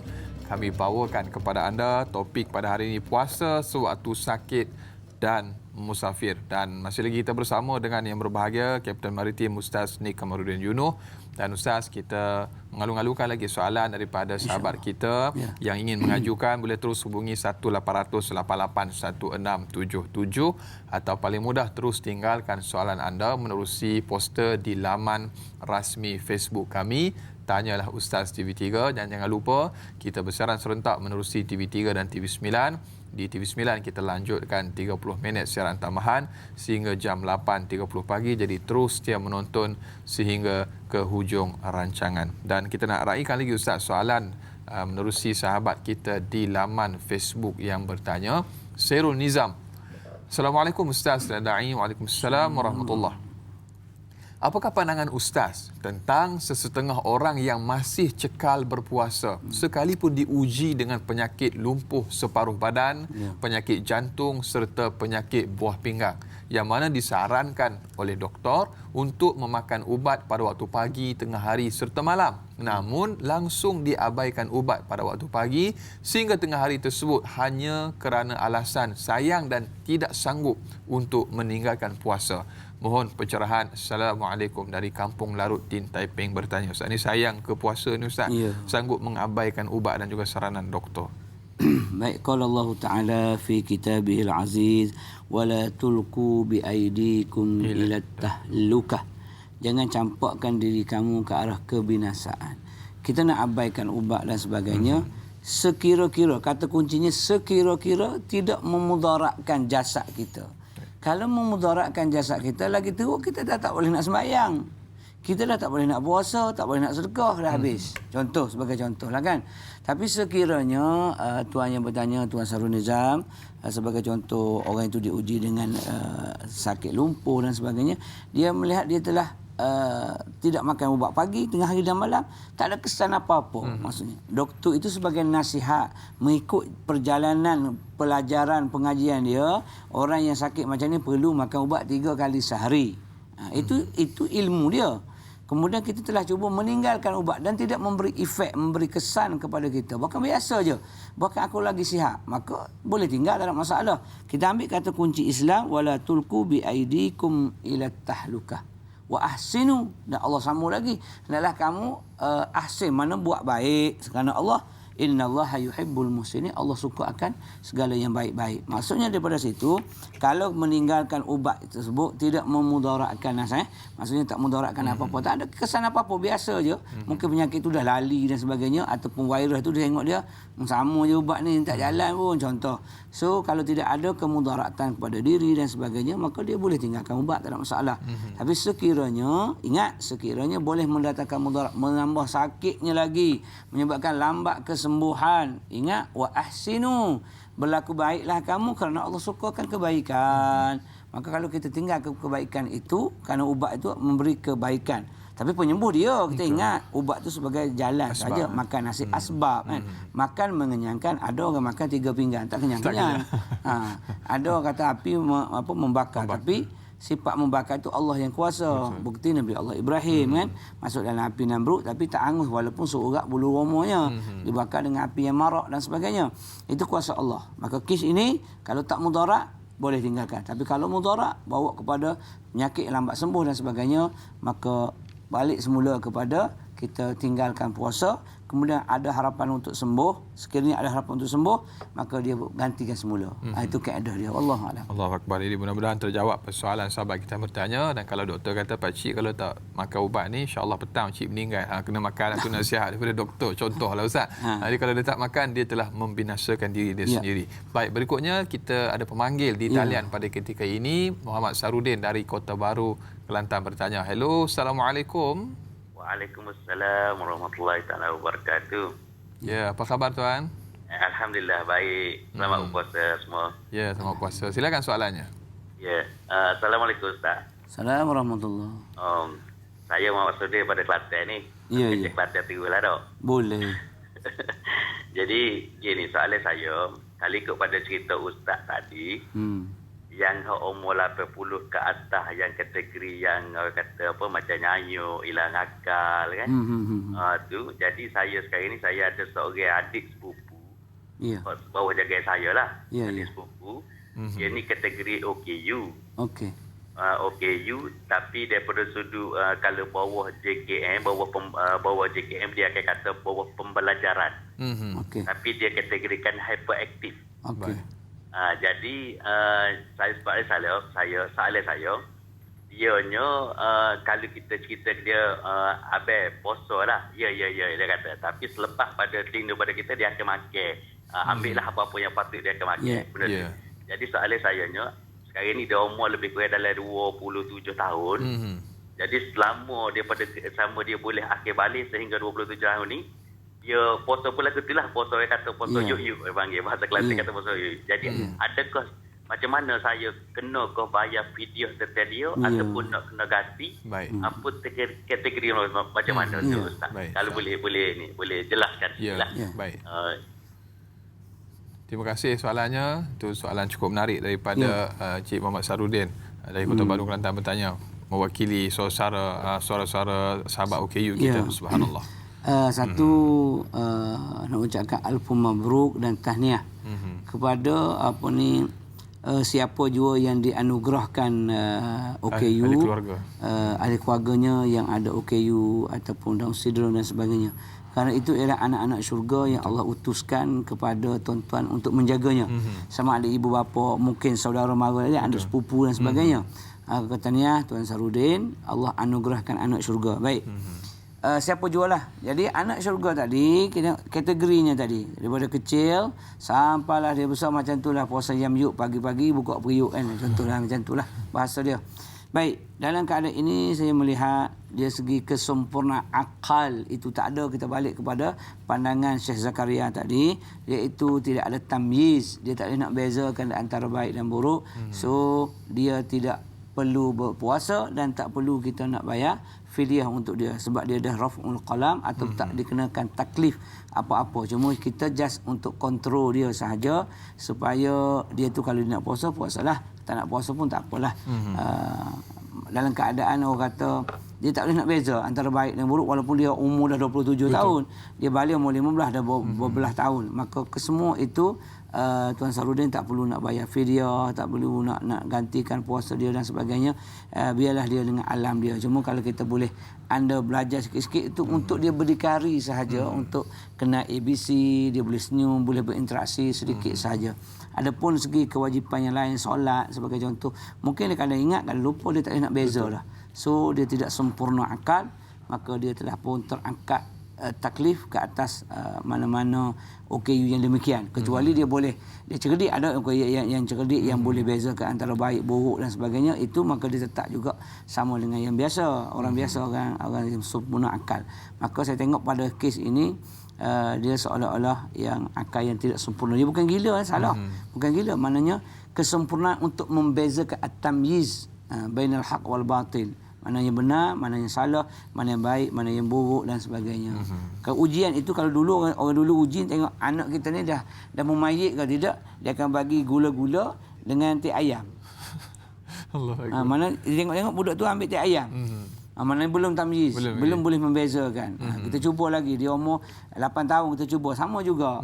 Kalau dia tengok beza dua tu, tengok dia ambil gula-gula tu, gula-gula, mana dia dah boleh membezakan di antara baik dengan yang buruk. Begitu juga kes ni, bolehlah cuba untuk tengok dia macam mana. Wallahu a'lam, insya-Allah. Allahu akbar. Mudah-mudahan terjawab persoalan sahabat kita bertanya dan memberikan gambaran terutamanya kepada mereka yang menjaga OKU dan juga ahli keluarga yang kelainan upaya. Dan berikutnya Ustaz, kita raikan lagi sahabat pemanggil kita di talian pada ketika ini, Nordin Awang dari Pekan Pahang. Hello, Assalamualaikum. Waalaikumsalam warahmatullahi. Apa khabar tuan? Alhamdulillah. Ya, silakan soalannya. Ya Ustaz, ni soal saya, orang kena sawan ni. Ya, baik. Dia kena sawan lebih kurang 5-6 minit, kemudian dia sedar. Apakah puasa dia batal dan apa perbezaan, sekiranya batal, apakah perbezaan dengan tak sedar masa tidur? Itu saja Ustaz. Baik. Terima kasih. Sama-sama. Waalaikumsalam warahmatullahi wabarakatuh. Soalan mengenai pemanggil kedua daripada Pekan. Pekan, subhanallah. Selepas Haji Umar. Sahabat-sahabat Haji Umar bin Wajid dan ini Ustaz. Dia belajar Haji Umar ke ni? Subhanallah, bertanya tentang masalah sakit sawan. Sawan Sawan tarik masalah yang gitu. Sawan ni dia ada macam-macam kategori. Macam dia kira 2-3 minit kan. Maka 2-3 minit tu seolah-olah dia macam biasa je. Maksudnya tak sedar sekejap sahaja, kemudian dia sedar balik. Maka dia diwajibkan lagi berpuasa lah sebab dia masih sedar. Kecuali dia sepanjang hari. Sepanjang hari daripada subuh sampai maghrib tak sedar langsung. Itu tak boleh. Itu tak, maksudnya puasanya tak dikira lah. Dan kalau kita sendiri pun sama juga kan. Mana tak ada niat apa-apa, dia tidur, tak niat langsung sampai maghrib, maka hari itu lara lah. Puasa kita kena ganti semula. Kecuali sawan itu, orang panggil sawan sampai maghrib, banyak yang tak sedar daripada yang sedar. Tu. Dia jadi macam orang pensan yang terlalu lama, maka dia tidak dikira puasa pada hari berkenaan. Sebab dia bukan gila tau. Maka pada hari dia tidak sawan nanti, selepas Ramadan, dia kena ganti semula. Kecuali memang sawan dia tu 5 minit sawan, 5 minit sawan, 5 minit sawan. Itu dah jadi penyakit yang berterusan. Kalau penyakit yang berterusan, maka kita tengok kepada doktor pengesahan. Adakah dia penyakit ni akan sembuh ataupun tidak. Doktor kata tak, dia tak akan sembuh. Dia akan jadi macam ni sampailah dia tua nanti ataupun sampai dia meninggal. Maka ketika itu kita kiaskan kepada orang yang terlalu tua ataupun sakit yang tiada harapan untuk sembuh. Maka orang itu dia dikenakan bayar fidyah sahaja. Allahu akbar. Nanti kita nak minta sedikit respon Ustaz tentang orang yang bekerja shift pada waktu malam dan dia terpaksa tidur pada waktu siang dalam keadaan tempoh yang sedikit lama Ustaz. Jadi adakah membatalkan ataupun menyebabkan rugi pahala puasanya? InsyaAllah kita akan raikan soalan tu. Kita nak raikan pemanggil di talian pada ketika ini Ustaz, Syekh Abdullah Osman dari Seremban. Hello, Assalamualaikum. Waalaikumsalam. Ya, silakan tuan soalannya. Ada 2 soalan lah. Ya. Pertama sekali, kalau kita sakit, duduk di hospital, susah nak ambil air semayang semua, dalam keadaan macam tu, boleh tak kita jamakkan semayang kita? Baik. Dan soalan kedua, ni pasal suntikan vaksin COVID-19 ni. Baik. Boleh tak kita buat istiqarah dulu sebelum buat ambil vaksin tu? Terima kasih. InsyaAllah. Terima kasih Tuan Abdullah yang bertanya dari Seremban. Subhanallah, soalan yang walaupun sedikit luar daripada konteks apa yang kita bicarakan, tapi bagus juga untuk kita raikan sebagai satu gambaran kepada kita. Dua soalan di situ. Mengenai sembahyang kan. Istikharah untuk wasim kan. Yang sembahyang di hospital, yang kita tak mampu dan sebagainya. Baik. Gini ya, Tuan Haji apa ni? Abdullah. Ni pemanggil tega juga ni. Ini mungkin cara dia tanya tu dia macam askar ni. Askar tu pun kuasa kan. Short and sharp. Baik, soalannya mengenai air sembahyang ataupun kita bertayamum dan sebagainya lah. Kita sakit duduk berada di hospital. Ringkasnya macam ni je. Susah, memang susah. Sebab tu saya pernah ingat, saya pernah syorkan supaya di hospital itu adanya nurse lelaki. Untuk lelaki lah. Sebab Ustaz pernah masuk ke hospital 7 hari buta. Pernah 7 hari buta, memang tak nampak apa-apa kerana mata kena badminton bulu tangkis. Memang tak nampak, memang buta betul, menangis setiap hari menangis. Bila nak ambil air sembahyang, saya bagi tahu, "Nah, saya nak ambil air sembahyang. Saya nak sembahyang." "Nak sembahyang mana? Awak pun tak nampak." Kan?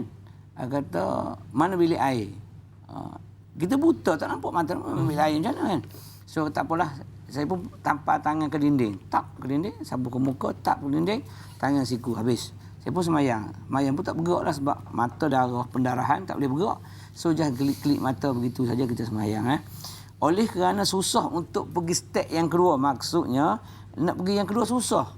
So saya telah menjamakkan sembahyang. Tapi kalau tayamum, mana satu tayamum untuk satu sembahyang yang wajib dan berapa sembahyang sunat, maka 2 kali tayamum. Kalau dapat ambil air sembahyang, Tuan Haji Abdullah tadi kan, nak ambil air sembahyang, kita terus jamak. Kalau kita sedar ketika itu waktunya iaitu waktu takdim, maka zuhur kita jamakkan dengan asar, takdim, maghrib dengan isyak pun takdim. Kalau kita sedar dan kita sihat masa tu waktu takhir, maka kita takhirkan, boleh jamak, tak ada masalah, dibenarkan. Maka mungkin dia nak relate dengan puasa dan sebagainya. Kalau dalam keadaan demikian, susah kita nak berpuasa dan sebagainya, maka kita berbuka dan kita ganti. Kemudian selepas kita sembuh insya-Allah. Soalan yang kedua tadi berkaitan dengan waksin istikharah. Baik. Istilah kita istikhar. Istikhar itu memilih yang terbaik. Di antara baik dengan tak baik. Tapi kalau dah baik, contoh Anas baik, Ustaz ni pun baik, nak jadikan menantu. Dua-dua baik. Kalau dua-dua baik, bolehlah istikharah. Tapi kalau satu tu Anas baik, satu orang calon lagi tak baik, tak istikharah, ambil Anas terus. Dah nampak jelas. Dah nampak jelas. Maka dalam bab waksin ini, kalau kita kata nak istikharah terlebih dahulu, kata mana yang baik, aku ambil ataupun tidak, buatlah istikharah, tak ada masalah. Mana, ya Allah, tunjukkan aku jalan yang terbaik dalam hidup aku ni, ya Allah, pemilihan untuk aku mengambil vaksin ataupun tidak dan sebagainya. Istikharah. Kalaulah kita mengatakan baik dan tak baik. Tapi sekiranya memang dia baik, kalau dia baik tak baik, istikharah. Maka kita tengok ni kepada yang orang kata sikoh, 3 doktor pakar yang sikoh menyatakan dengan vaksin ini menyebabkan sebagai protect, sebagai antibody kita lebih kuat untuk menghadapi virus yang lain yang akan datang. Maka dia tanamlah tu vaksin supaya yang luar itu datang nak menyinggah, kau ada kat sini, aku tak jadi singgah lah. Dia patah balik. Tapi hak berlaku yang dah berlaku tu, mungkin yang luar tu lagi hebat daripada yang dalam. Vaksin dalam tu kata, alamak, aku tak boleh lawan kau lah. Strain yang lebih kuat. Kau lebih kuat, aku masuk lah. Macam mana? Contohnya begitulah. Jadi nak istikharah silakan. Sebab istikharah ni satu memilihkan antara yang baik tadi. Yang kedua, istikharah juga ialah untuk Allah pilih jalan yang terbaik dalam kehidupan kita. Ya Allah, tunjuk aku jalan yang benar, bimbing aku jalan yang benar dan sebagainya. Maka itu juga dinamakan istikharah. Maka bolehlah siapa nak beristikharah di antara nak ambil ataupun tidak vaksin. Tapi atas nasihat doktor, kebanyakan yang sikoh, syarat yang sikoh yang boleh dipercayai, maka dia kata ambil, maka kita ambil lah. Sebab ada yang tak boleh ambil, sebab ada simptom-simptomnya, maka dia tak dibenarkan ambil untuk seketika. Wallahu a'lam. Allahu akbar. Subhanallah, mudah-mudahan terjawab soalan sahabat kita yang bertanya sebelah tadi. Ustaz, sudah tak sudah kita nak tamat di TV3 siaran dan kita akan sambung lanjutan 30 minit siaran tambahan di TV9. Banyak lagi yang akan kita kongsikan untuk topik pada hari ini, puasa sewaktu sakit dan musafir. Terus menonton Tanyalah Ustaz, biar tahu, jangan keliru, kembali di TV9 selepas ini.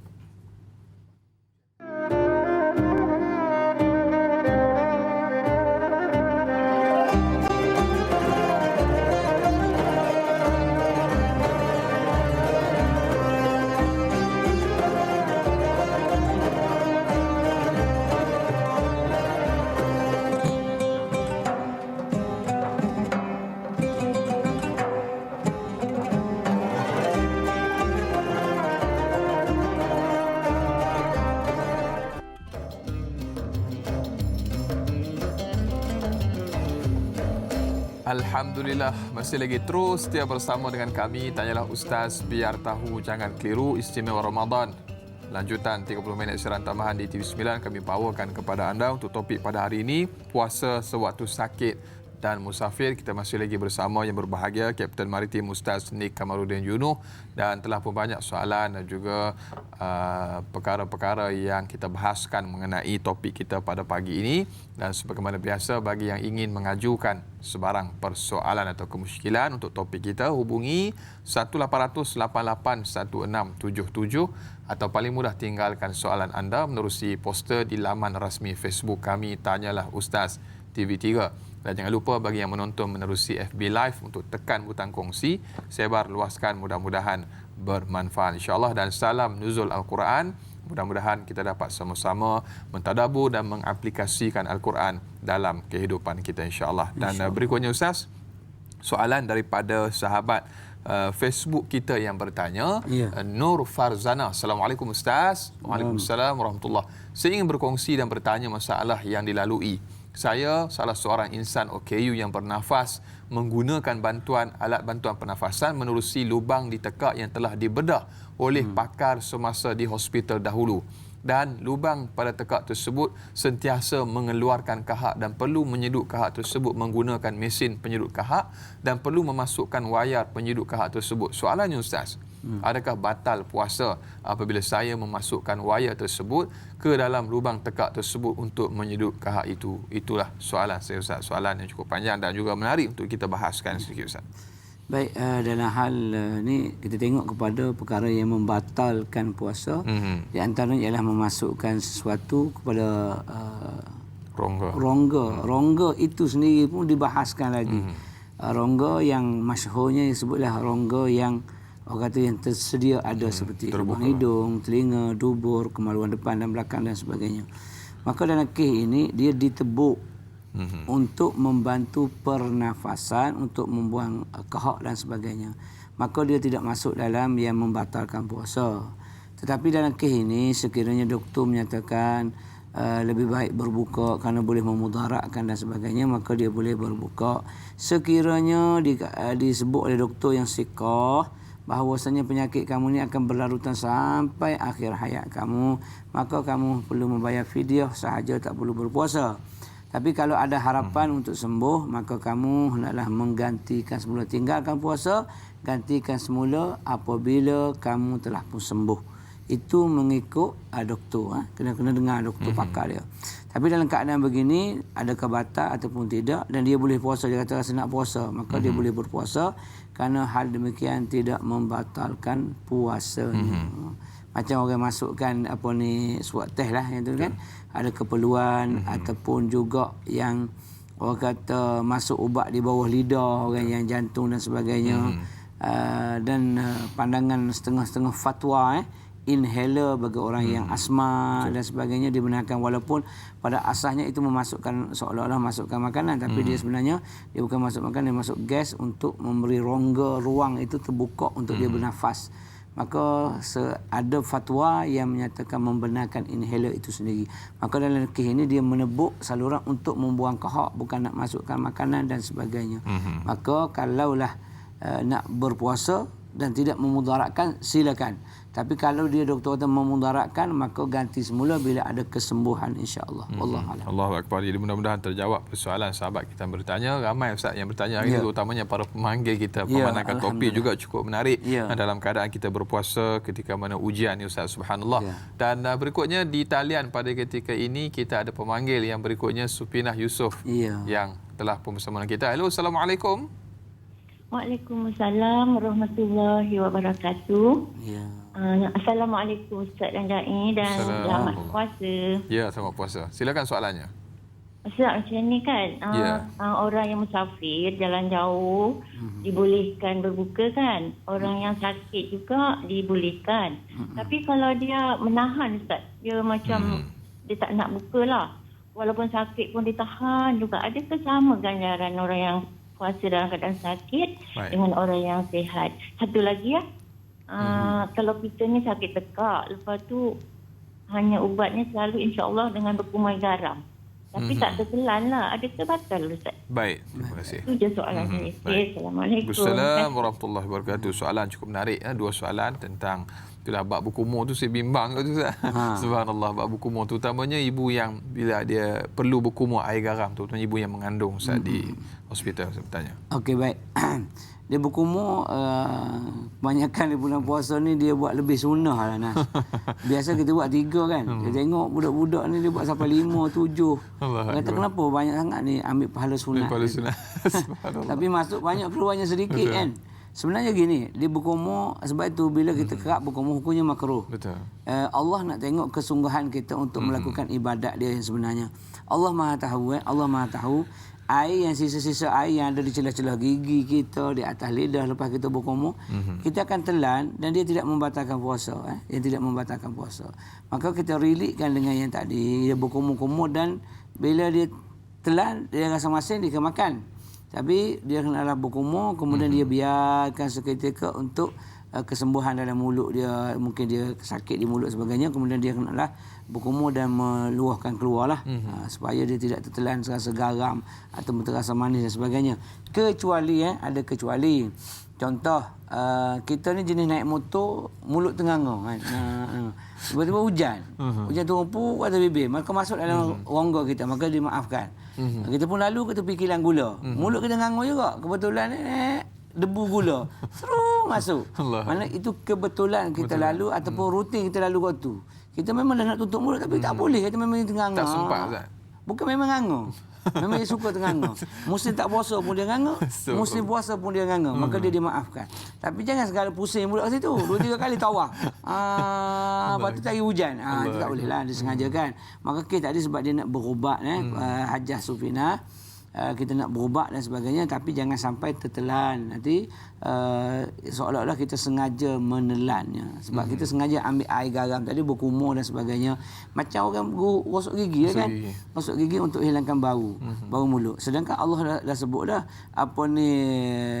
rihul atyab min rihil misk. Atyabu min rihil misk.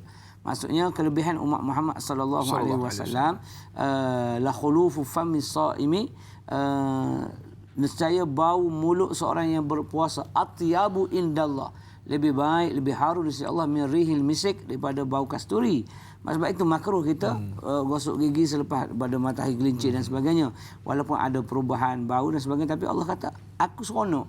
Aku rasa dia yang lebih baik. Maka hajah kan yang berkaitan dengan yang kedua tadi kita jawab. Yang pertama tadi Ustaz dah pun menjawab dengan soalan sebelum ni tentang memaksa diri untuk juga memaksa berpuasa. Okey, yang tu pun sama kita dah jawab dah. Jangan sampai mudarat. Betul. Maksudnya boleh puasa tapi kalau mudarat tak boleh. Sebab jaga nyawa itu lebih besar. Sebab kita nak jaga agama. Kita kata jaga agama boleh besar, betul, tapi kalau tak ada nyawa macam mana jaga agama? Betul. So kena jaga nyawa untuk jaga agama. Jaga SOP untuk jaga agama. Yang kata jaga agama dulu baru jaga SOP. SOP kena jaga sebab melibatkan manusia. Betul. Ia nak menghidupkan agama itu manusia. Betul. Bagaimana agama nak hidup kalau manusia tak ada? So SOP perlu dijaga. Yang tadi pun jangan kita melaratkan diri sehingga mudarat menyebabkan kita tak boleh jaga agama yang akan datang. Wallahu a'lam. Itulah antara rukhsah atau keringanan yang diberikan oleh syariat kepada mereka-mereka yang tidak boleh berpuasa. Tidak perlu memaksa diri Ustaz. Dan berikutnya kita ada pemanggil di talian pada ketika ini. Hello, Assalamualaikum. Waalaikumsalam warahmatullahi wabarakatuh.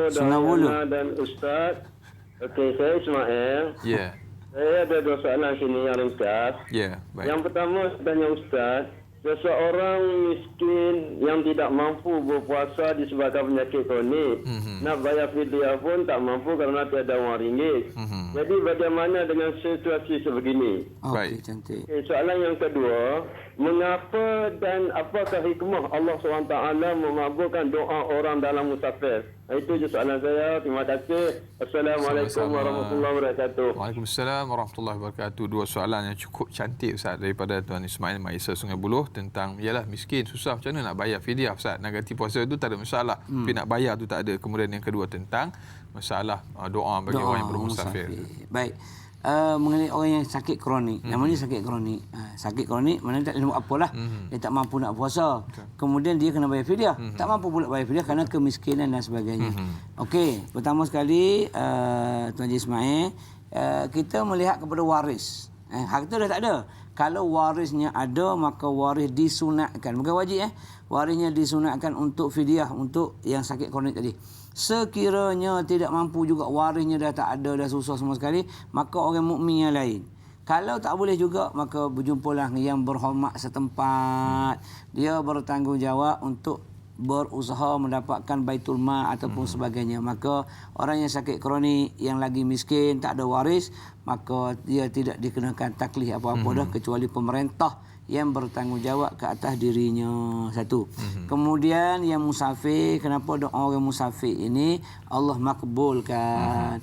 Kerana dia dalam keadaan dia kesusahan, dalam keadaan kepayahan, macam orang puasa juga penat sebagainya, dia tetap juga angkat tangan berdoa kepada Allah Subhanahu Wa Taala, anis saim hatta yafturu, daripada orang yang berpuasa sehingga dia berbuka, anil musafir, daripada orang musafir Allah akan kabul permintaan mereka, kerana dalam keadaan susahan macam mana pun dia tetap juga cari Allah Subhanahu Wa Taala, kerana ketika itu dia sentiasa bergantung harap kepada Allah Subhanahu Wa Taala, maka doa mereka dikabulkan oleh Allah Subhanahu Wa Taala, insya-Allah. Allahu Akbar. Mudah-mudahan terjawab persoalan sahabat kita bertanya. Banyak lagi akan kita kongsikan Ustaz untuk topik pada hari ini. Kita nak berehat seketika sekali lagi.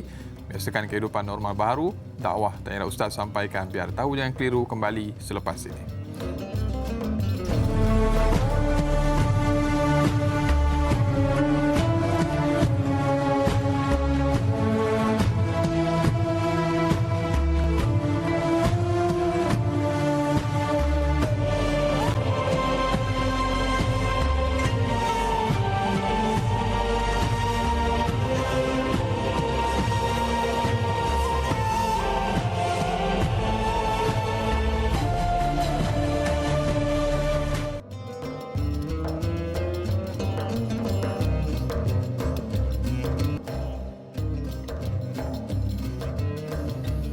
Alhamdulillah, sehingga ke hujung rancangan masih lagi terus setia bersama dengan kami Tanyalah Ustaz Istimewa Ramadan, biar tahu jangan keliru. Kita masih lagi berbicara topik puasa sewaktu sakit dan musafir. Kita masih lagi bersama yang berbahagia Kapten Maritim Ustaz Nik Kamaluddin Yunuh. Dan Ustaz, kita nak raikan lagi soalan daripada sahabat kita untuk topik pada pagi ini.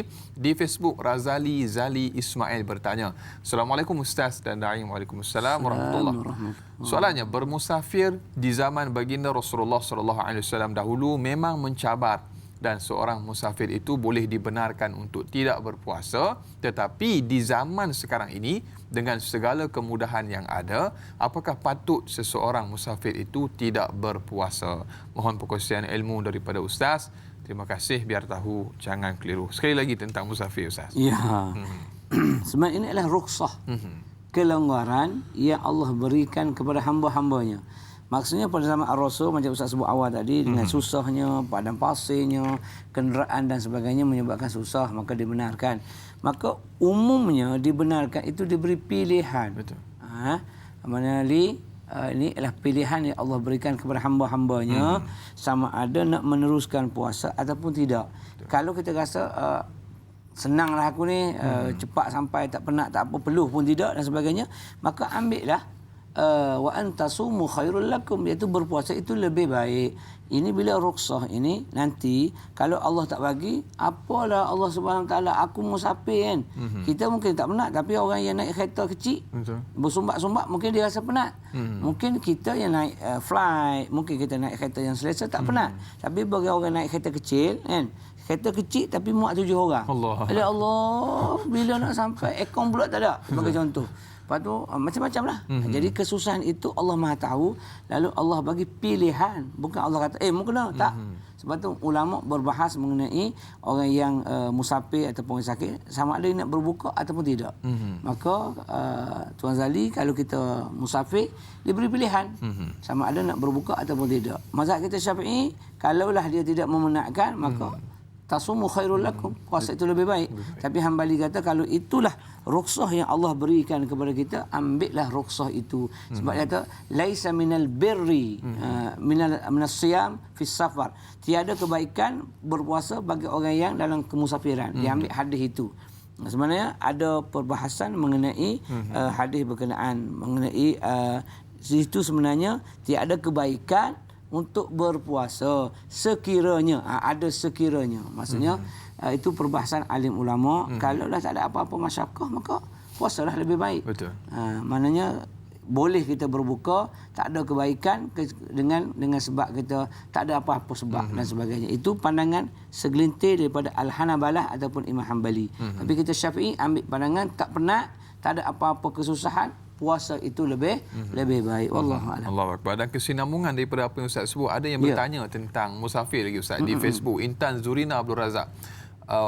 Soalannya Ustaz, sebagai musafir yang dibenarkan untuk tidak berpuasa, adakah dianggap seseorang itu sombong dengan Allah seandainya dia tidak berbuat demikian, yakni mengambil rukhsah itu, kerana Allah telah memberikan jalan kemudahan kepadanya? Terima kasih atas pencerahan. Ini kesinambungan daripada soalan. Baik. Tadi, sebab itu sebenarnya pilihan. Siapa nama dia? Zurina.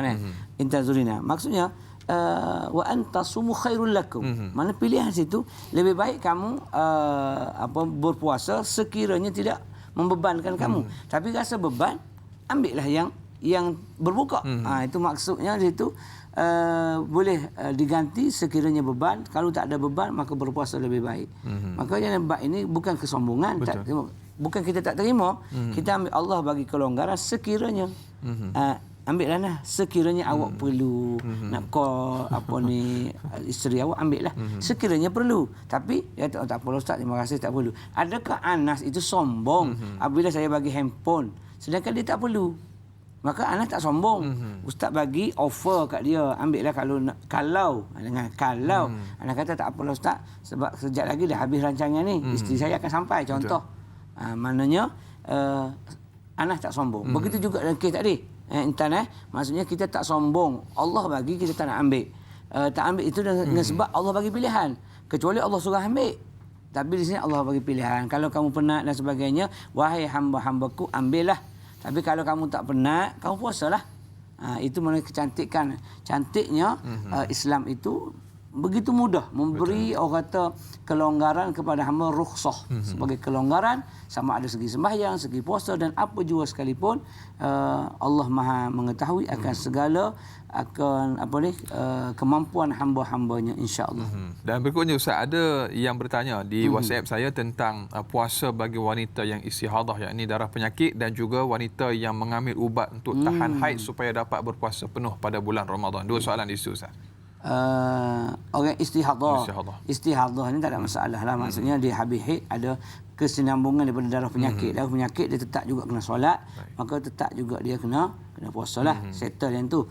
Kemudian yang mengambil ubat tahan macam pergi umrah dan sebagainya, maka ulama kita mengharuskan dia untuk mengambil. Bukan kata wajib dan sebagainya, mana bukan haram. Maksud dia boleh mengambil pil penahan haid untuk kekal sebulan, tak datang haid lepas itu, tapi dengan nasihat doktor tahu, jangan pandai-pandai. Sebab nanti benda tu memudaratkan. Mungkin kitaran haid tu dia akan jadi rosak dia punya kitaran. Sebab kitaran ni Allah yang pusingkan. Seminggu kemudian naik bulan-bulan tu, lari seminggu. Tiba-tiba kita makan boleh memudaratkan. Dengan nasihat doktor, tengok badan ni, okey, kamu dibenarkan, dibolehkan kerana tidak memberi mudarat apa-apa. Macam vaksin tadi lah. Ada orang yang pesakit ini tak boleh ambil vaksin. Ini tak boleh ambil vaksin. Maksud atas nasihat doktor. Jadi boleh. Hukumnya adalah harus dengan nasihat doktor pakar yang siqah mengenai pengambilan pil penahan haid ketika bulan Ramadan. Wallahu a'lam. Mudah-mudahan terjawab persoalan utamanya kepada ibu-ibu dan juga akak-akak kita di luar sana yang menonton pada pagi ini. Dan berikutnya Ustaz, kita raikan lagi soalan menerusi sahabat Facebook kita. Ngah Cik bertanya. Assalamualaikum Ustaz. Waalaikumsalam warahmatullahi. Bagaimanakah dengan wanita hamil yang dinasihatkan oleh doktor untuk berpuasa secara selang-seli walaupun kandungannya normal? Nak ikut nasihat doktor atau teruskan berpuasa penuh? Orang tua-tua zaman dahulu elok je hamil tetapi berpuasa penuh. Tapi bila mana doktor nasihatkan rasa bersalah pula. Mohon pandangan Ustaz. Subhanallah. Ni orang yang nak sangat raih pahala puasa Ramadan Ustaz. Orang dulu-dulu kerjanya baik, bagus, rajin kan. Orang dulu-dulu kan. Orang dulu-dulu makan sayur-sayuran, makan benda yang berkhasiat. Orang dulu-dulu tak ada ancaman luaran. Orang dulu-dulu banyak, maksudnya orang dulu-dulu ni sebab dia antibody dia kuat, ancaman luar pun tak banyak. Sekarang kita antibody tak kuat, ancaman luar lagi kuat. So nasihat doktor itu kita ambil, kita dahulukan dalam bab ini. Tapi sekiranya kita ambil, sekiranya tidak memudaratkan, teruskanlah puasa itu. Sebab dalam segi hukum agama pun, dalam kitab fiqh kita, mazhab Syafi'i kita, fiqh ni pun menyebut mengenai perempuan yang hamil, perempuan yang menyusukan anak, sekiranya dalam kitab disebut sekiranya boleh mendatangkan mudarat kepada diri dia, datang mudarat, maka dia boleh berbuka. Doktor tadi kata selang-seli dan sebagainya. Tak kisahlah doktor kata selang-seli apa. Kita ambil kata kunci daripada kitab ini, sekiranya memudaratkan, maka dibenarkan berbuka dan ganti. Sekiranya mudarat diri dan mudarat kandungan, ataupun mudarat diri dan mudarat penyusuan, maka dia boleh berbuka, dia kena ganti dan kena bayar fidyah. Kerana ia melibatkan nyawa orang lain. Maksudnya dia boleh berbuka, ganti nanti, kemudian dia juga perlu bayar fidyah akan anak susuan yang disusukan sama anak-anak sendiri atau upah, ataupun yang hamil dalam kandungan. Aku nak ambil kira yang tu. Maka kalau kata kes ini yang bertanya siapa tadi? Cici. Bukan. Siapa tadi? Tak apalah. Sahabat kita yang bertanya. Yang bertanya. Jadi maknanya dia boleh berbuka dengan nasihat doktor ataupun nak meneruskan puasa sekiranya tidak memudaratkan. Wallahu a'lam. Allahu akbar. Jadi Allahumma salli ala sayyidina Muhammad, mudah-mudahan terjawab persoalan sahabat kita bertanya, dan banyak lagi ustaz yang kita nak raikan. Dan soalan ustaz, kadang-kadang ada orang yang dalam keadaan situasi kecemasan kritikal, contohnya tersesat dalam hutan atau lemas di lautan. Puasanya bagaimana ustaz, status puasanya? Subhanallah. Okey, dia tersesat di hutan. Kalau dia boleh puasalah. Tapi kalau dia tak mampu, sebagai contoh penat sangat nak cari jalan keluar dan sebagainya, maka dia dibenarkan untuk berbuka. Waktunya ustaz? Waktunya untuk bermula dia menahan diri daripada tidak makan dan juga tidak minum, memandangkan masa sukar untuk ditentukan pada ketika itu. Maknanya dia tak tahu masa sebagainya. Okey. Kita ambil macam contoh negeri ataupun negara yang berada di kutub dan sebagainya, yang gelap 24 jam. Masa bila nak kira? Maka sebagian ulama nyatakan ambil masa Mekah. Masa Mekah dan masa Madinah. Sebab dia tak ada cerah. Semua gelap. So, satu pandangan. Pandangan dua kata, ambil negara yang paling dekat dengan dia. Apa-apa negara yang paling dekat dengan dia, kita ikut waktu dia. Dalam kes dalam hutan tadi, kalau dia kata memang dia masuk gelap, tak tahu macam mana, maka kalau dia ada petua dia, kita ikutlah petua dan sebagainya. Mungkin kita nampak cahaya gelap ataupun cahaya terang dekat dengan bandar dan sebagainya. Kalau tak ada, kalau jam semua dah tak ada, maka ketika itu dia berijtihad lah. Maksudnya ijtihad itu bukan dia mujtahid, tidak. Dia berjihad untuk menentukan arah kiblat, menentukan masa waktu. Dia pun rasa, aku berjalan tadi dah lebih 10 jam. Kalau ikut dah 10 jam, aku masuk tadi lebih kurang, kata subuh. Tapi dia 10 jam, mana lebih kurang sejam, lebih kurang. Dia boleh agakkan. Maka ketika dia berijtihad dan dia berbuka puasa. Dah habis Ramadan, kalau dia keluar nanti, dah habis Ramadan, maka ketika itu disunatkan untuk dia berpuasa ganti semula. Allahu akbar. Dan berikutnya ustaz, soalan di Facebook, Ustaz Rasid Cik bertanya, Assalamualaikum ustaz dan dai. Waalaikumsalam warahmatullahi. Bagaimana pula dengan orang yang koma sepanjang bulan Ramadan, masih belum sedar diri komanya? Adakah dia wajib menggantikan puasanya atau membayar fidyah sahaja, atau kedua-duanya sekali? Mohon perkongsian ilmu daripada ustaz. Okey, ini dia koma. Dia koma sebulan. Mana tak sedar, tak tahu, tak ada taklif. Raf'ul qalam anin na'im hatta yastaiqazu, mana terangkatnya qalam daripada seorang itu sehinggalah dia sedar. Maka habis Ramadan masuk akhir raya barulah dia sedar, sebagai contoh. Maka ketika itu sebahagian ulama kata dia kena qada balik ataupun hendaklah membayar fidyah, kerana dia masih lagi hidup selepas. Masih hidup selepas. Kecuali tak ada dah, doktor kata dia ni koma-koma terus dan akan noktah nanti, itu mati.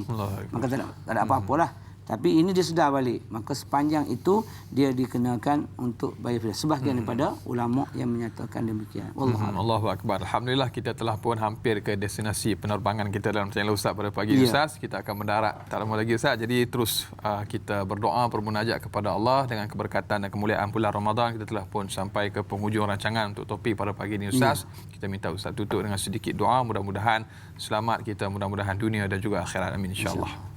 A'udzubillahi minasyaitonir rajim. Bismillahirrahmanirrahim. Alhamdulillahirabbil alamin. Wassalatu wassalamu ala asyrafil anbiya wal mursalin wa ala alihi wa sahbihi ajma'in. Amin. Allahumma ya Allah, bulan Ramadan yang penuh keberkatan ini ya Allah. Amin. Kami berada di fasa terakhir Ramadan ini ya Allah. Amin. Maka berikanlah kami keberkatan Ramadan, sampaikanlah kami ya Allah, rezekikanlah kami ya Allah dengan malam Al-Qadar, malam yang lebih baik daripada 1000 bulan ya Allah. Di kemudian Ramadan ini juga ya Allah, angkatkanlah ya Allah, hilangkanlah ya Allah segala cubaan dugaan engkau COVID-19 yang sedang melanda dan menggila lagi pada tikaran saat ini ya Allah. Allahumma inna na'udzubika minal barasi wal jununi wal juzami wa min sayyi'il asqam. Rabbana atina fid dunya hasanah wa fil akhirati hasanah wa qina azaban nar. Wa sallallahu ala sayyidina Muhammadin wa ala alihi wa sahbihi wa sallam. Walhamdulillahi rabbil alamin. Amin, amin, ya rabbal alamin. Alhamdulillah, terima kasih yang bahagia Ustaz Kapten Maritim Nik Kamarudin Junuh atas kesudian bersama-sama dengan kita pada pagi ini. Mudah-mudahan apa yang kita dengar dapat kita sama-sama amalkan dan juga sampaikan. Esok sebagaimana biasa bersama dengan moderator Da'i Lokman dan yang berbahagia Ustaz Rozi Rejab selaku panel untuk topik Ramadan dan kesihatan pada jam dan juga waktu yang sama. Terus kekal menonton Tanya Dak Ustaz biar tahu jangan keliru. Saudara, jangan mencari yang sempurna. Sempurnakanlah apa yang ada, tidak ada yang sempurna melainkan Allah Subhanahu wa taala. Sehingga berjumpa lagi. Salam nuzul Quran. Assalamualaikum warahmatullahi wabarakatuh.